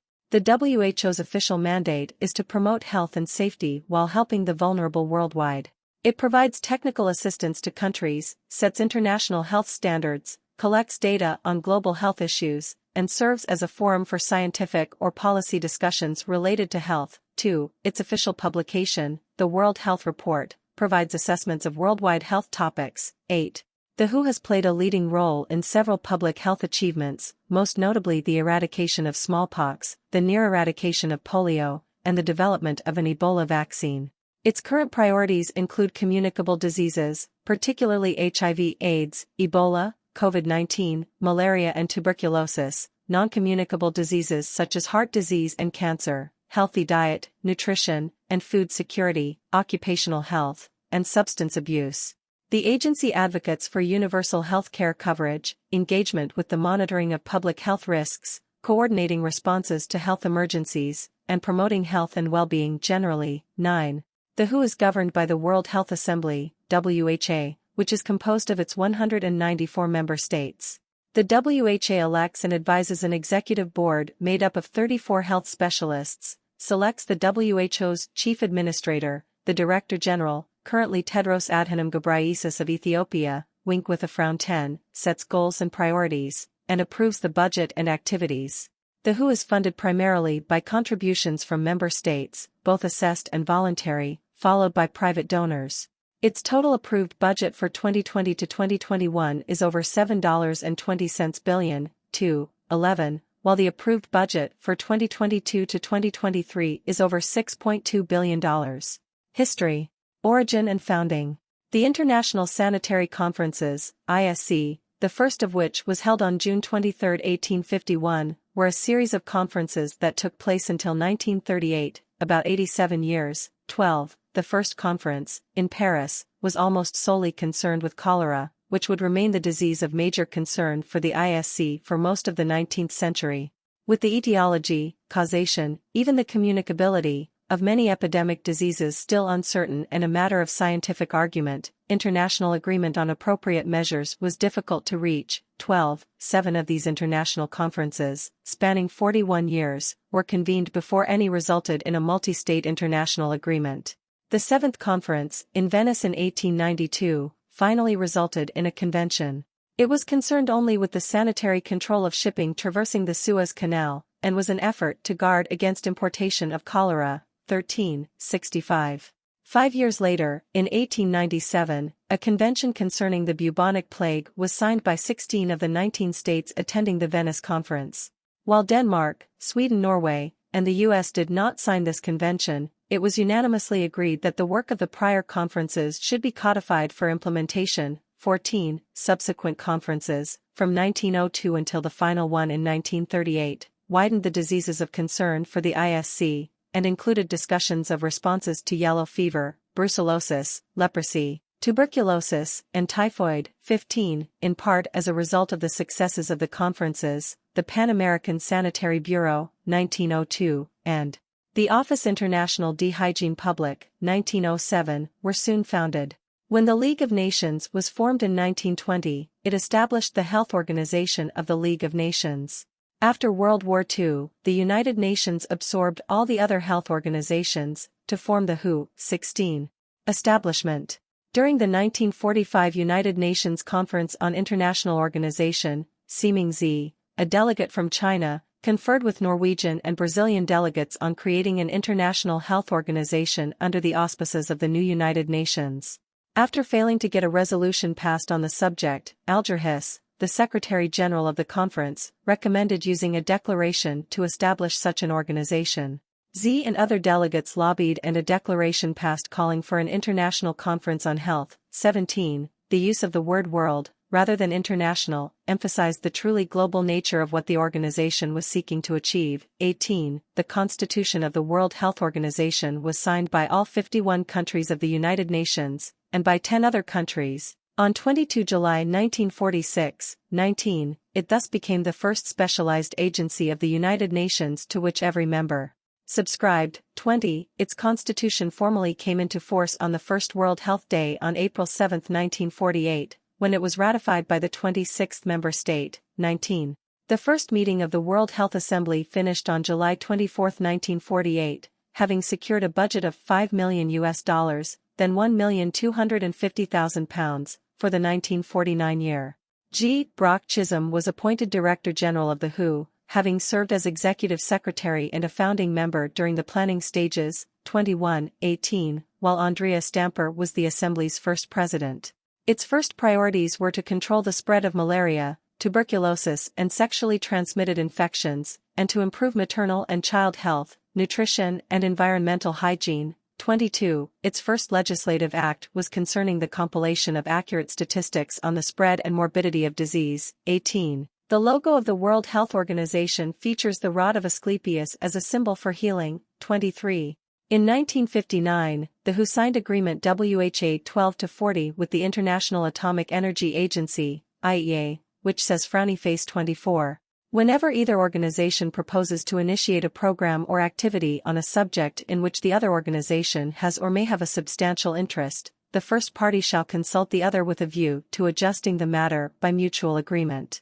The nature of this statement has led some groups and activists, including Women in Europe for a Common Future, to claim that the WHO is restricted in its ability to investigate the effects on human health of radiation caused by the use of nuclear power and the continuing effects of nuclear disasters in Chernobyl and Fukushima. They believe WHO must regain what they see as independence. 24, 25, 26. Independent WHO held a weekly vigil from 2007 to 2017 in front of WHO headquarters. 27. However, as pointed out by Foreman, 28, in Clause 2 it states, in particular, and in accordance with the Constitution of the World Health Organization and the Statute of the International Atomic Energy Agency and its agreement with the United Nations together with the exchange of letters related thereto, and taking into account the respective coordinating responsibilities of both organizations, it is recognized by the World Health Organization that the International Atomic Energy Agency has the primary responsibility for encouraging, assisting and coordinating research and development and practical application of atomic energy for peaceful uses throughout the world without prejudice to the right of the World Health Organization to concern itself with promoting, developing, assisting and coordinating international health work, including research, in all its aspects. The key text is highlighted in bold. The agreement in Clause 2 states that the WHO is free to perform any health-related work. Operational history. 3 former directors of the Global Smallpox Eradication Program read the news that smallpox had been globally eradicated. 1980. 1947, the WHO established an epidemiological information service via telex. 29, 5. 1950, a mass tuberculosis inoculation drive using the BCG vaccine gets underway. 29, 8. 1955, the malaria eradication program was launched, although objectives were later modified. In most areas, the program goals became control instead of eradication. 29, 9. 1958, Viktor Zhdanov, Deputy Minister of Health for the USSR, called on the World Health Assembly to undertake a global initiative to eradicate smallpox, resulting in Resolution WHA 11.54, 30, 31, 366 to 371, 393, 399, 419. 1965, the first report on diabetes mellitus and the creation of the International Agency for Research on Cancer. 29, 10-11. 1966, the WHO moved its headquarters from the Ariana Wing at the Palace of Nations to a newly constructed headquarters elsewhere in Geneva. 32, 29, 12. Alexei Yablokov, left, and Vasily Nestorenko, farthest right, protesting in front of the World Health Organization headquarters in Geneva, Switzerland, in 2008. 1967, the WHO intensified the global smallpox eradication campaign by contributing $2.4 million annually to the effort and adopted a new disease surveillance method. 33, 34, at a time when 2 million people were dying from smallpox per year. 35, the initial problem the WHO team faced was inadequate reporting of smallpox cases. WHO established a network of consultants who assisted countries in setting up surveillance and containment activities. 36, the WHO also helped contain the last European outbreak in Yugoslavia in 1972. 37, after over 2 decades of fighting smallpox, a global commission declared in 1979 that the disease had been eradicated, the first disease in history to be eliminated by human effort. 38. 1974, the expanded program on immunization. 29, 13 and the control program of onchocerciasis was started, an important partnership between the Food and Agriculture Organization, FAO, the United Nations Development Programme, UNDP, and the World Bank. 29, 14. 1975, the WHO launched the Special Program for Research and Training in Tropical Diseases, the TDR. 29, 15 co-sponsored by UNICEF, UNDP, and the World Bank. It was established in response to a 1974 request from the WHO for an intensive effort to develop improved control of tropical diseases. The TDR's goals are, firstly, to support and coordinate international research into diagnosis, treatment and control of tropical diseases, and, secondly, to strengthen research capabilities within endemic countries. 39. 1976, the WHO enacted a resolution on disability prevention and rehabilitation, with a focus on community-driven care. 29. 16. 1977 and 1978, the first list of essential medicines was drawn up. 29. 17 and a year later the ambitious goal of health for all was declared. 29. 18. 1986, the WHO began its global program on HIV/AIDS. 29. 22 years later preventing discrimination against patients was attended to. 29. 21 and in 1996 the joint United Nations Program on HIV/AIDS, UNAIDS, was formed. 29. 23. 1988, the Global Polio Eradication Initiative was established. 29. 22. 1995, the WHO established an independent international commission for the certification of dracunculiasis eradication, guinea worm disease eradication, ICCDE. 29. 23 The ICCDE recommends to the WHO which countries fulfill requirements for certification. It also has role in advising on progress made towards elimination of transmission and processes for verification. 40. 1998, the WHO's Director General highlighted gains in child survival, reduced infant mortality, increased life expectancy and reduced rates of scourges such as smallpox and polio on the 50th anniversary of WHO's founding. He did, however, accept that more had to be done to assist maternal health and that progress in this area had been slow. 41. 2000, the Stop TB Partnership was created along with the UN's formulation of the Millennium Development Goals. 29. 24. 2001, the Measles Initiative was formed, and credited with reducing global deaths from the disease by 68% by 2007. 29. 26. 2002, the Global Fund to Fight AIDS, Tuberculosis and Malaria was drawn up to improve the resources available. 29. 27. 2005, the WHO revises International Health Regulations, IHR, in light of emerging health threats and the experience of the 2002/3 SARS epidemic, authorizing WHO, among other things, to declare a health threat a public health emergency of international concern. 42.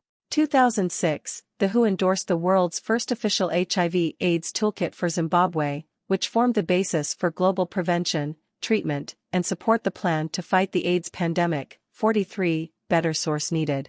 2016, following the perceived failure of the response to the West Africa Ebola outbreak, the World Health Emergencies Program was formed, changing the WHO from just being a normative agency to one that responds operationally to health emergencies. 44. 2020, the WHO helped in controlling the worldwide outbreak of the COVID-19 pandemic, citation needed. 2022, the WHO suggests formation of a Global Health Emergency Council, with new global health emergency workforce, and recommends revision of the international health regulations. 45. The WHO's constitution states that its objective is the attainment by all people of the highest possible level of health. 46. The WHO fulfills this objective through its functions as defined in its constitution: a. To act as the directing and coordinating authority on international health work, b. To establish and maintain effective collaboration with the United Nations, specialized agencies, governmental health administrations, professional groups and such other organizations as may be deemed appropriate, c. To assist governments, upon request, in strengthening health services, d. To furnish appropriate technical assistance and, in emergencies, necessary aid upon the request or acceptance of governments, e. To provide or assist in providing, upon the request of the United Nations, health services and facilities to special groups, such as the peoples of trust territories, f. To establish and maintain such administrative and technical services as may be required, including epidemiological and statistical services, g. To stimulate and advance work to eradicate epidemic, endemic and other diseases, h.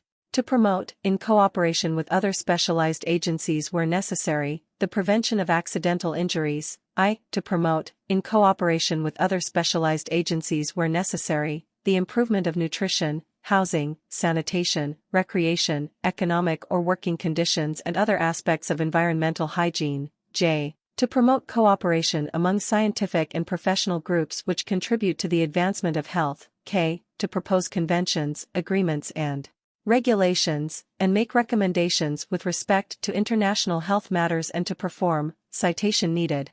As of 2012, the WHO has defined its role in public health as follows: Frowny face 47.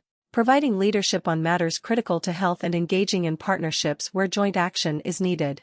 Shaping the research agenda and stimulating the generation, translation, and dissemination of valuable knowledge. Wink with a frown 48. Setting norms and standards and promoting and monitoring their implementation. Articulating ethical and evidence-based policy options.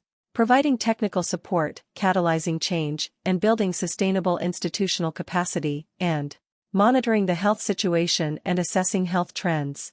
CRVS, Civil Registration and Vital Statistics, to provide monitoring of vital events, birth, death, wedding, divorce.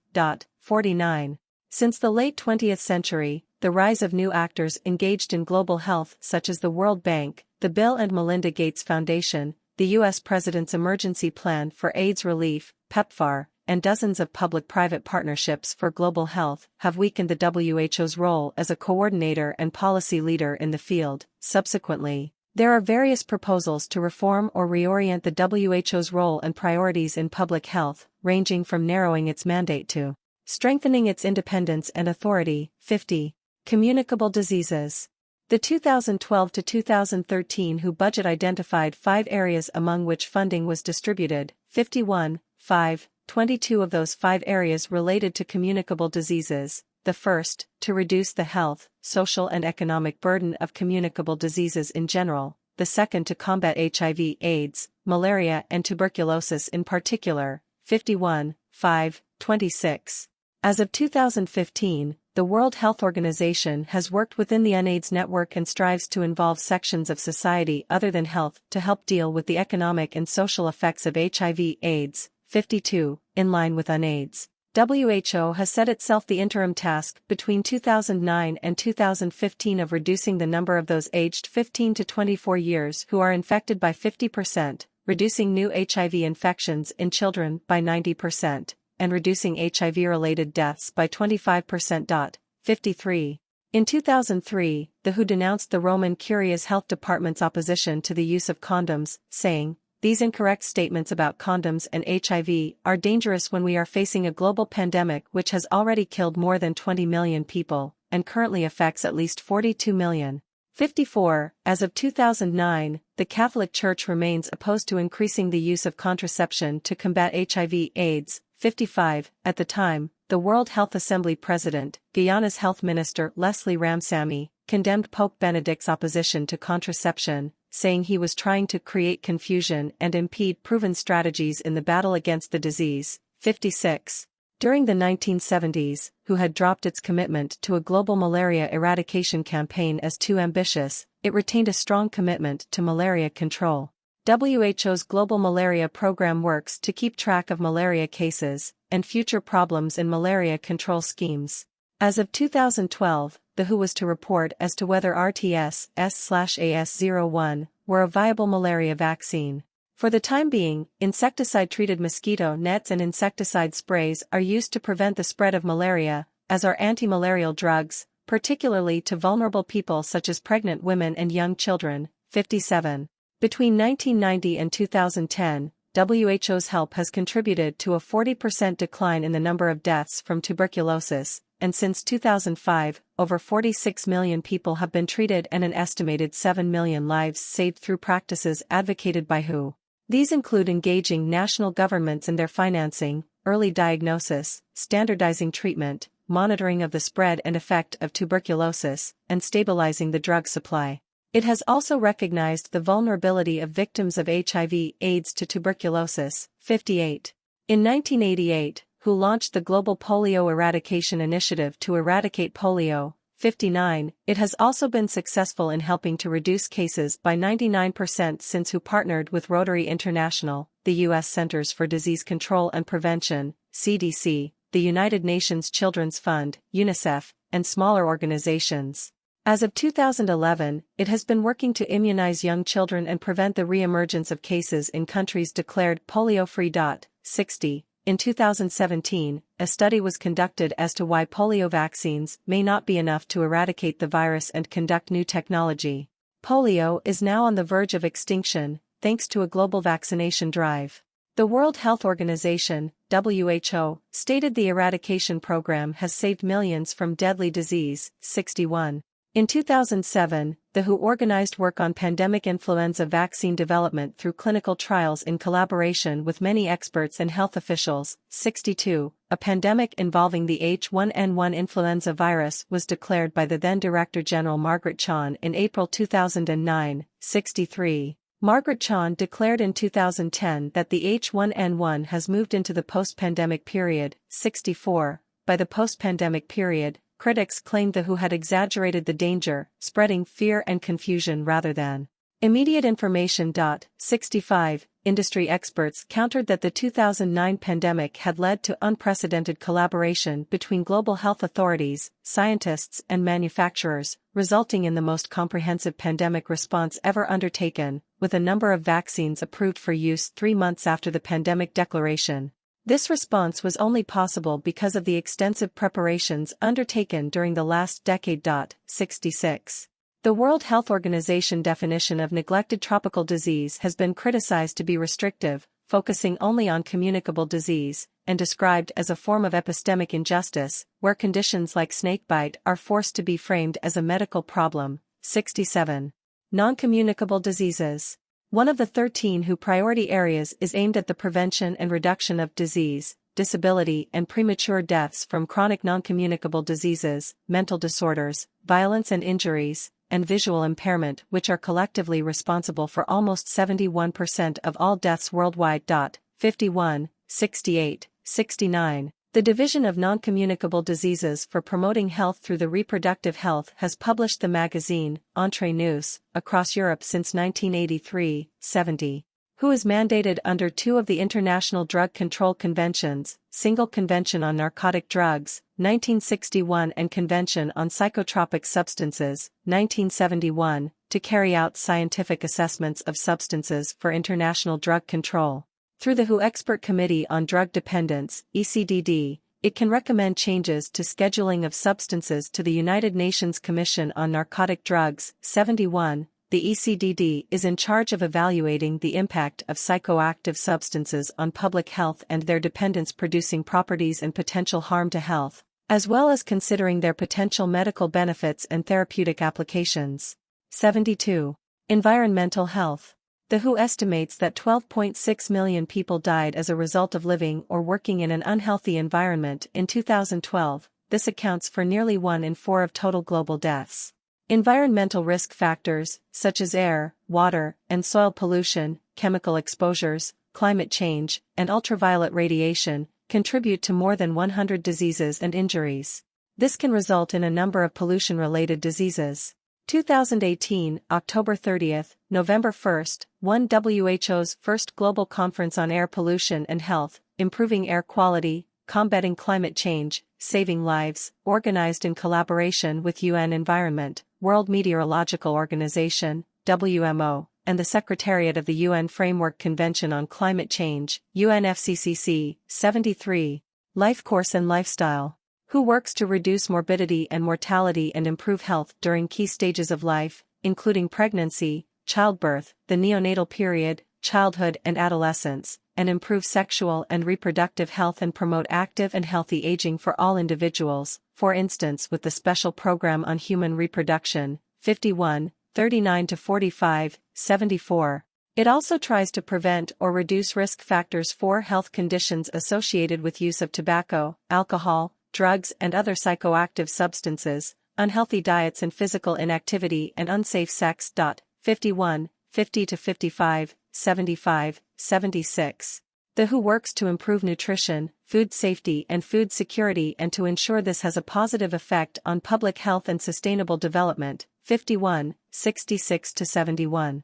In April 2019, the WHO released new recommendations stating that children between the ages of 2 and 5 should spend no more than 1 hour per day engaging in sedentary behavior in front of a screen and that children under 2 should not be permitted any sedentary screen time. 77. Surgery and trauma care.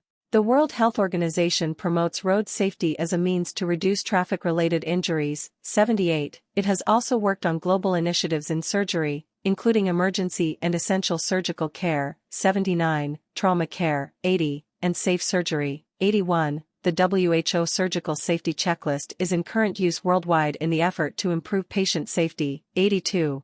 Emergency work. The World Health Organization's primary objective in natural and man-made emergencies is to coordinate with member states and other stakeholders to reduce avoidable loss of life and the burden of disease and disability. 51, 46-49. On May 5, 2014, WHO announced that the spread of polio was a world health emergency. Outbreaks of the disease in Asia, Africa, and the Middle East were considered extraordinary. 83, 84. On August 8, 2014, WHO declared that the spread of Ebola was a public health emergency. An outbreak which was believed to have started in Guinea had spread to other nearby countries such as Liberia and Sierra Leone. The situation in West Africa was considered very serious. 85. Reform efforts following the Ebola outbreak. Following the 2014 Ebola outbreak in West Africa, the organization was heavily criticized for its bureaucracy, insufficient financing, regional structure, and staffing profile. 86. An internal WHO report on the Ebola response pointed to underfunding and the lack of core capacity in health systems in developing countries as the primary weaknesses of the existing system.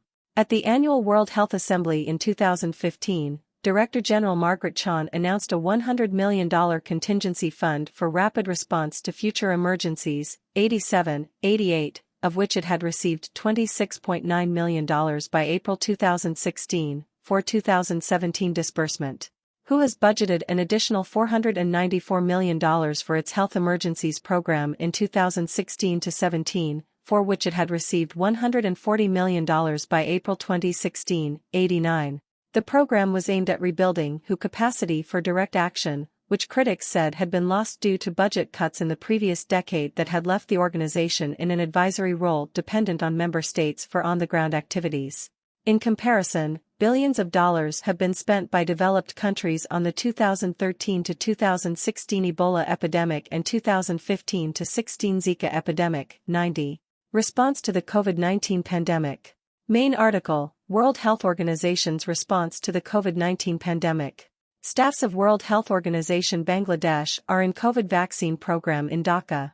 The WHO created an incident management support team on January 1, 2020. One day after Chinese health authorities notified the organization of a cluster of pneumonia cases of unknown etiology. 91, 92, 93. On January 5, the WHO notified all member states of the outbreak. 94, and in subsequent days provided guidance to all countries on how to respond. 94, and confirmed the first infection outside China. 95, on January 14, 2020, the WHO announced that preliminary investigations conducted by Chinese authorities had found no clear evidence of human-to-human transmission of the novel coronavirus, 2019 nCoV, identified in Wuhan. 96. The same day, the organization warned of limited human-to-human transmission, and confirmed human-to-human transmission 1 week later. 97, 98, 99. On January 30, the WHO declared a public health emergency of international concern, PHEIC, 100, 101, 102, considered a call to action and last resort measure for the international community and a pandemic on 11 March. 103. While organizing the global response to the COVID-19 pandemic and overseeing more than 35 emergency operations for cholera, measles and other epidemics internationally. 91. The WHO has been criticized for praising China's public health response to the crisis while seeking to maintain a diplomatic balancing act between the United States and China. 93, 104, 105, 106. David L. Heyman, professor of infectious disease epidemiology at the London School of Hygiene and Tropical Medicine, said that China has been very transparent and open in sharing its data, and they opened up all of their files with the WHO present. 107. The WHO faced criticism from the United States Trump administration while GUID, ING, The World and How to Tackle the Deadly COVID-19 Pandemic, 91, on April 14, 2020, United States President Donald Trump said that he would halt United States funding to the WHO while reviewing its role in severely mismanaging and covering up the spread of the coronavirus. 108, world leaders and health experts largely condemned President Trump's announcement, which came amid criticism of his response to the outbreak in the United States. 109, who called the announcement regrettable and defended its actions in alerting the world to the emergence of COVID-19. 110, on May 8, 2020, the United States blocked a vote on a UN Security Council resolution aimed at promoting nonviolent international cooperation during the pandemic and mentioning the WHO. 111, on July 7, 2020, President Trump formally notified the UN of his intent to withdraw the United States from the WHO. 112, however, Trump's successor, President Joe Biden, canceled the planned withdrawal and announced in January 2021 that the U.S. would resume funding the organization. 113, 114, 115. In May 2023, the WHO announced that COVID-19 was no longer a worldwide health emergency. 116. Health policy. WHO addresses government health policy with two aims: firstly, to address the underlying social and economic determinants of health through policies and programs that enhance health equity and integrate pro-poor, gender-responsive, and human rights-based approaches, and secondly, to promote a healthier environment, intensify primary prevention and influence public policies in all sectors so as to address the root causes of environmental threats to health. 51, 61-65. The organization develops and promotes the use of evidence-based tools, norms and standards to support member states to inform health policy options. It oversees the implementation of the international health regulations and publishes a series of medical classifications. Of these, 3 are overreaching reference classifications: the International Statistical Classification of Diseases, ICD, the International Classification of Functioning, Disability and Health, ICF, and the International Classification of Health Interventions, ICHI. 117. Other international policy frameworks produced by WHO include the International Code of Marketing of Breast Milk Substitutes, adopted in 1981, 118, Framework Convention on Tobacco Control, adopted in 2003, 119, the Global Code of Practice on the International Recruitment of Health Personnel, adopted in 2010, 120, as well as the WHO Model List of Essential Medicines and its pediatric counterpart. An international convention on pandemic prevention and preparedness is being actively considered. 121. In terms of health services, WHO looks to improve governance, financing, staffing and management, and the availability and quality of evidence and research to guide policy. It also strives to ensure improved access, quality and use of medical products and technologies. 51, 72-83. WHO, working with donor agencies and national governments, can improve their reporting about use of research evidence. 122. Digital health. On digital health topics, WHO has existing interagency collaboration with the International Telecommunication Union, the UN Specialized Agency for ICT, including the Be-Health, Be-Mobile Initiate and the ITU-WHO Focus Group on Artificial Intelligence for Health. World Health Organization, Bangladesh. Policy packages. The WHO has developed several technical policy packages to support countries to improve health. Face 123. Active, physical activity. Hearts, cardiovascular diseases. Empower, tobacco control. Replace, trans fat. Safer, alcohol. Shake, salt reduction. Governance and support. The remaining 2 of WHO's 13 identified policy areas relate to the role of WHO itself. Face 51, 84-91. To provide leadership, strengthen governance and foster partnership and collaboration with countries, the United Nations system, and other stakeholders in order to fulfill the mandate of WHO in advancing the global health agenda, and to develop and sustain WHO as a flexible, learning organization, enabling it to carry out its mandate more efficiently and effectively. Partnerships. The WHO along with the World Bank constitute the core team responsible for administering the International Health Partnership, IHP+. The IHP+ is a group of partner governments, development agencies, civil society, and others committed to improving the health of citizens in developing countries. Partners work together to put international principles for aid effectiveness and development cooperation into practice in the health sector. 124. The organization relies on contributions from renowned scientists and professionals to inform its work, such as the WHO Expert Committee on Biological Standardization, 125, the WHO Expert Committee on Leprosy, 126, and the WHO Study Group on Interprofessional Education and Collaborative Practice, 127. WHO runs the Alliance for Health Policy and Systems Research, targeted at improving health policy and systems, 128. WHO also aims to improve access to health research and literature in developing countries such as through the Hinari Network, 129. WHO collaborates with the Global Fund to fight AIDS, tuberculosis and malaria, UNITAID, and the United States President's Emergency Plan for AIDS Relief, 130, to spearhead and fund the development of HIV programs. WHO created the Civil Society Reference Group on HIV, 130, which brings together other networks that are involved in policymaking and the dissemination of guidelines. WHO, a sector of the United Nations, partners with UNAIDS, 130, to contribute to the development of HIV responses in different areas of the world. WHO facilitates technical partnerships through the Technical Advisory Committee on HIV, 131, which they created to develop WHO guidelines and policies. In 2014, WHO released the Global Atlas of Palliative Care at the End of Life in a joint publication with the Worldwide Hospice Palliative Care Alliance, an affiliated NGO working collaboratively with the WHO to promote palliative care in national and international health policy, 132, 133. Public health education and action. The practice of empowering individuals to exert more control over and make improvements to their health is known as health education, as described by the WHO. It shifts away from an emphasis on personal behavior and toward a variety of societal and environmental solutions, 134. Each year, the organization marks World Health Day and other observances focusing on a specific health promotion topic. World Health Day falls on April 7 each year, time to match the anniversary of WHO's founding. Recent themes have been vector-borne diseases, 2014, healthy aging, 2012, and drug resistance, 2011. 135. The other official global public health campaigns marked by WHO are World Tuberculosis Day, World Immunization Week, World Malaria Day, World No Tobacco Day, World Blood Donor Day, World Hepatitis Day, and World AIDS Day.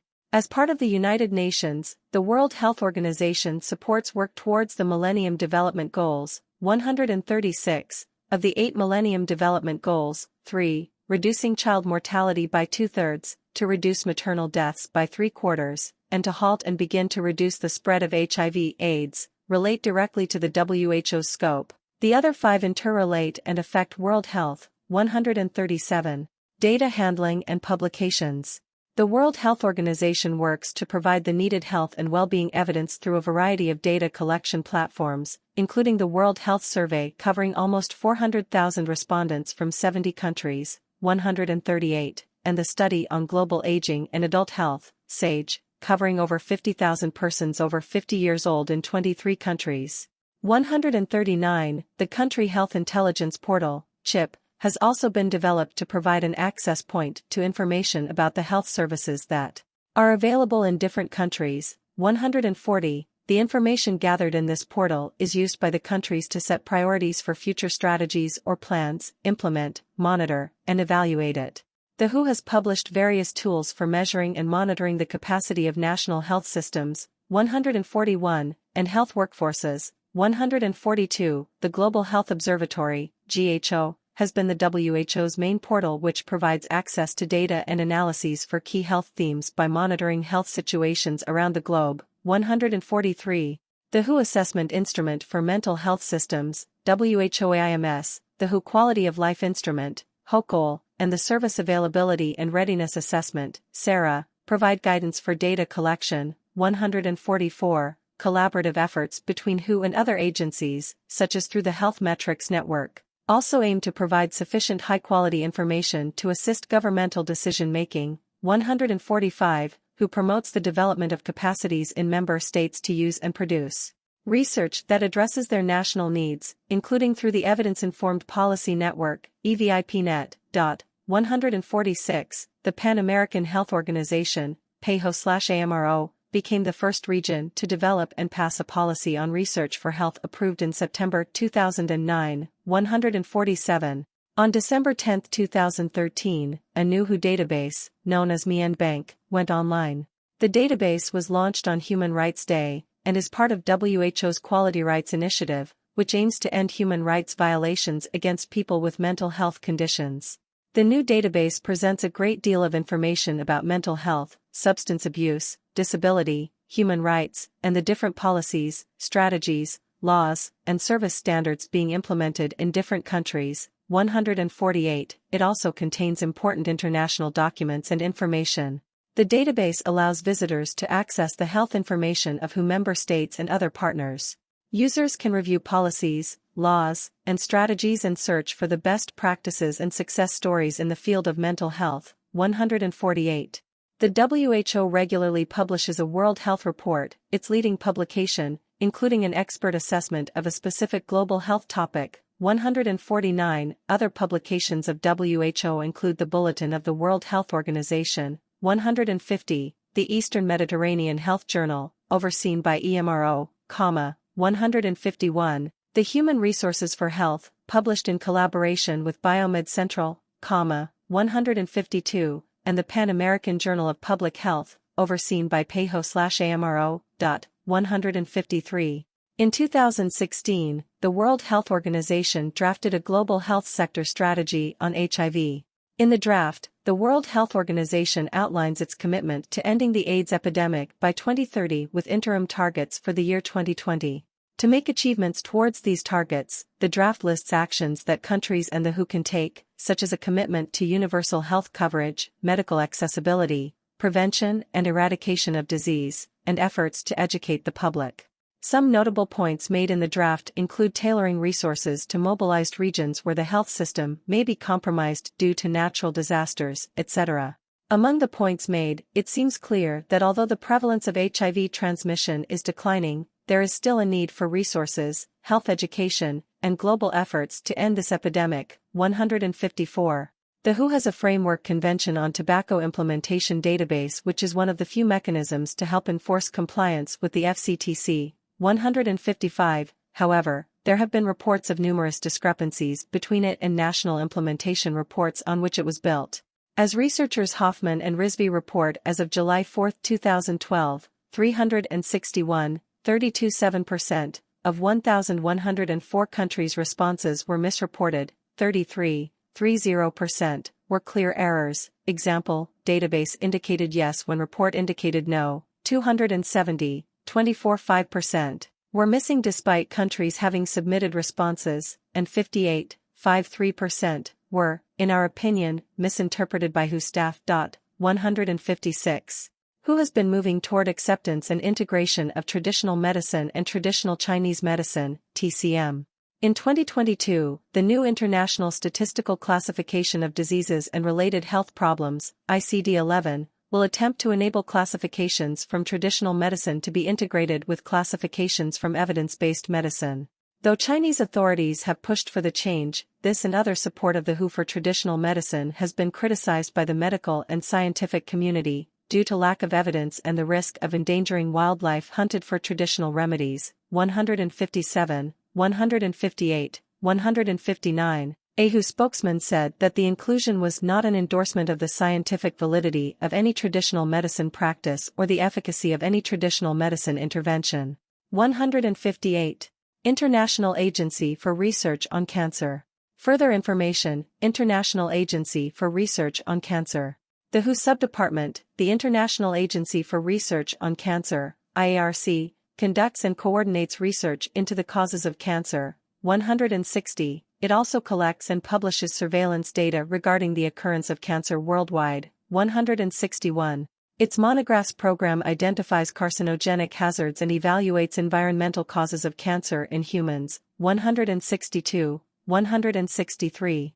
As of January 2021, the WHO has 194 member states, all member states of the United Nations except for Liechtenstein, 192 countries, plus the Cook Islands and Niue. 165, 166. A state becomes a full member of WHO by ratifying the treaty known as the Constitution of the World Health Organization.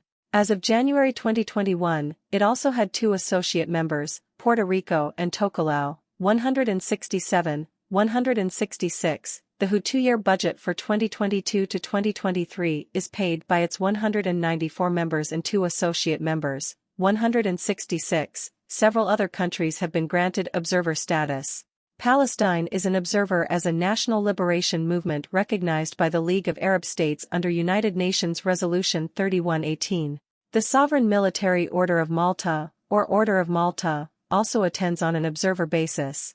The Holy See attends as an observer, and its participation as non-member state observer was formalized by an Assembly resolution in 2021, 168. 169. The government of Taiwan was allowed to participate under the designation Chinese Taipei as an observer from 2009 to 2016, but has not been invited again since. 170. WHO member states appoint delegations to the World Health Assembly, the WHO's supreme decision-making body. All UN member states are eligible for WHO membership, and, according to the WHO website, other countries may be admitted as members when their application has been approved by a simple majority vote of the World Health Assembly. 165. The World Health Assembly is attended by delegations from all member states, and determines the policies of the organization. The Executive Board is composed of members technically qualified in health and gives effect to the decisions and policies of the World Health Assembly. In addition, the UN Observer Organization's International Committee of the Red Cross and International Federation of Red Cross and Red Crescent Societies have entered into official relations with WHO and are invited as observers. In the World Health Assembly, they are seated alongside the other NGOs. 169. Membership and participation of the Republic of China. See also, China and the United Nations, Political Status of Taiwan, and Cross-Strait Relations. The Republic of China, ROC, which controlled mainland China from 1912 to 1949 and currently governs Taiwan since 1945 following World War II, was the founding member of WHO since its inception had represented China in the organization, but the representation was changed to the People's Republic of China, PRC, established in 1949 by the Chinese Communist Party, CCP, in 1971 that expelled the ROC from both WHO and the UN organs. Since that time, per the One China policy, both the ROC and PRC lay claims of sovereignty to each other's territory. 171, 172. In May 2009, the Department of Health of the Republic of China was invited by the WHO to attend the 62nd World Health Assembly as an observer under the name Chinese Taipei. This was the ROC's first participation at WHO meetings since 1971, as a result of the improved cross-strait relations since Ma Ying-jeou became the president of the Republic of China a year before. 173. Its participation with WHO ended due to diplomatic pressure from the PRC following the election in 2016 that brought the independence-minded Democratic Progressive Party back into power. 174. Political pressure from the PRC has led to the ROC being barred from membership of the WHO and other UN-affiliated organizations, and in 2017 to 2020 the WHO refused to allow Taiwanese delegates to attend the WHO Annual Assembly. 175, according to Taiwanese publication The News Lens. On multiple occasions Taiwanese journalists have been denied access to report on the assembly. 176. In May 2018, the WHO denied access to its annual assembly by Taiwanese media, reportedly due to demands from the PRC. 177. Later in May 172 members of the United States House of Representatives wrote to the Director General of the World Health Organization to argue for Taiwan's inclusion as an observer at the WHO. 178. The United States, Japan, Germany, and Australia all support Taiwan's inclusion in WHO. 179. Pressure to allow the ROC to participate in WHO increased as a result of the COVID-19 pandemic, with Taiwan's exclusion from emergency meetings concerning the outbreak bringing a rare united front from Taiwan's diverse political parties.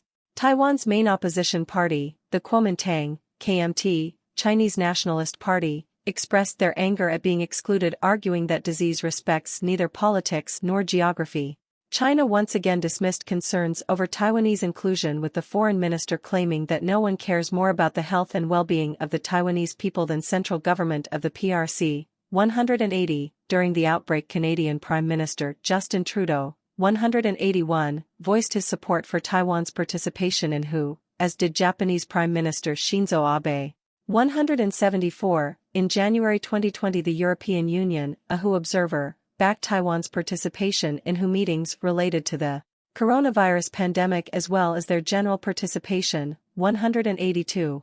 In a 2020 interview, Assistant Director General Bruce Aylward appeared to dodge a question from RTHK reporter Yvonne Tong about Taiwan's response to the pandemic and inclusion in the WHO, blaming internet connection issues, 183. When the video chat was restarted, he was asked another question about Taiwan. He responded by indicating that they had already discussed China and formally ended the interview, 184. This incident led to accusations about the PRC's political influence over the international organization, 185, 186. Taiwan's effective response to the 2019-20 COVID-19 pandemic has bolstered its case for WHO membership. Taiwan's response to the outbreak has been praised by a number of experts, 187, 188. In early May 2020, New Zealand Foreign Minister Winston Peters expressed support for the ROC's bid to rejoin the WHO during a media conference, 189, 190, the New Zealand government subsequently supporting Taiwan's bid to join the WHO, putting NZ alongside Australia and the United States who have taken similar positions, 191, 192. On May 9, Congressman Eliot Engel, the Democratic chairman of the United States House Committee on Foreign Affairs, Michael McCaul, the House Committee's ranking Republican member, Senator Jim Risch, the Republican chairman of the United States Senate Committee on Foreign Relations, and Senator Bob Menendez, the Senate Committee's ranking Democratic member, submitted a joint letter to nearly 60 like-minded countries including Canada, Thailand, Japan, Germany, the United Kingdom, Saudi Arabia, and Australia, urging them to support ROC's participation in the World Health Organization, 193, 194. In November 2020, the word Taiwan was blocked in comments on a live stream on the WHO's Facebook page, 195. World Health Assembly and Executive Board. WHO headquarters in Geneva. The World Health Assembly, WHA, is the legislative and supreme body of the WHO. Based in Geneva, it typically meets yearly in May. It appoints the Director General every 5 years and votes on matters of policy and finance of WHO, including the proposed budget. It also reviews reports of the Executive Board and decides whether there are areas of work requiring further examination. The Assembly elects 34 members, technically qualified in the field of health, to the Executive Board for 3-year terms.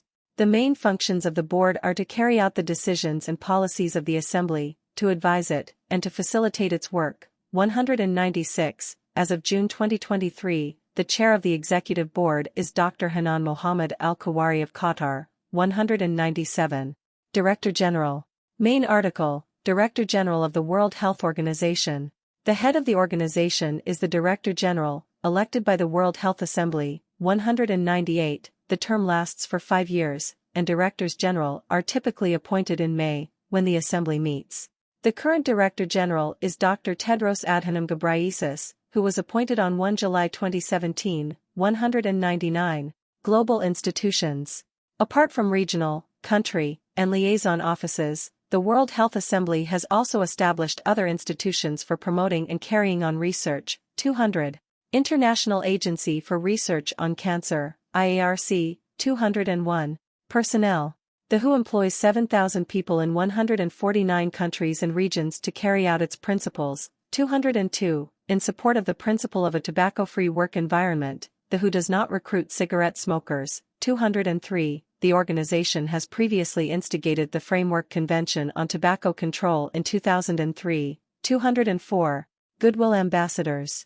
The WHO operates goodwill ambassadors, members of the arts, sports, or other fields of public life aimed at drawing attention to the WHO's initiatives and projects. There are currently 5 goodwill ambassadors: Jet Li, Nancy Brinker, Peng Liyuan, Yohei Sasakawa and the Vienna Philharmonic Orchestra, and a further ambassador associated with a partnership project, Craig David. 205. On October 21, 2017, the Director General Tedros Adhanom Ghebreyesus appointed the then Zimbabwean President Robert Mugabe as a WHO Goodwill Ambassador to help promote the fight against non-communicable diseases. The appointment address praised Mugabe for his commitment to public health in Zimbabwe. The appointment attracted widespread condemnation and criticism in WHO member states and international organizations due to Robert Mugabe's poor record on human rights and presiding over a decline in Zimbabwe's public health. 206, 207, due to the outcry, the following day the appointment was revoked. 208. Medical Society of the World Health Organization. Since the beginning, 209, the WHO has had the Medical Society of the World Health Organization. It has conducted lectures by noted researchers and published findings, recommendations. 210, 211, 212, 213, 214, 215, 216, 217, excessive citations. The founder, Drive S. William A. Gunn, 218, has been its president. 219. In 1983, Murray Eden was awarded the WHO Medical Society Medal for his work as consultant on research and development for WHO's Director General. 220. Financing and partnerships. The WHO is financed by contributions from member states and outside donors. In 2020-21, the largest contributors were the Germany, Bill and Melinda Gates Foundation, United States, United Kingdom and European Commission. 221. The WHO Executive Board formed a working group on sustainable financing in 2021, charged to rethink WHO's funding strategy and present recommendations. 222. Its recommendations were adopted by the 2022 World Health Assembly. 223. The key one being to raise compulsory member dues to a level equal to 50% of WHO's 2022 to 2023 base budget by the end of the 2020s. 224.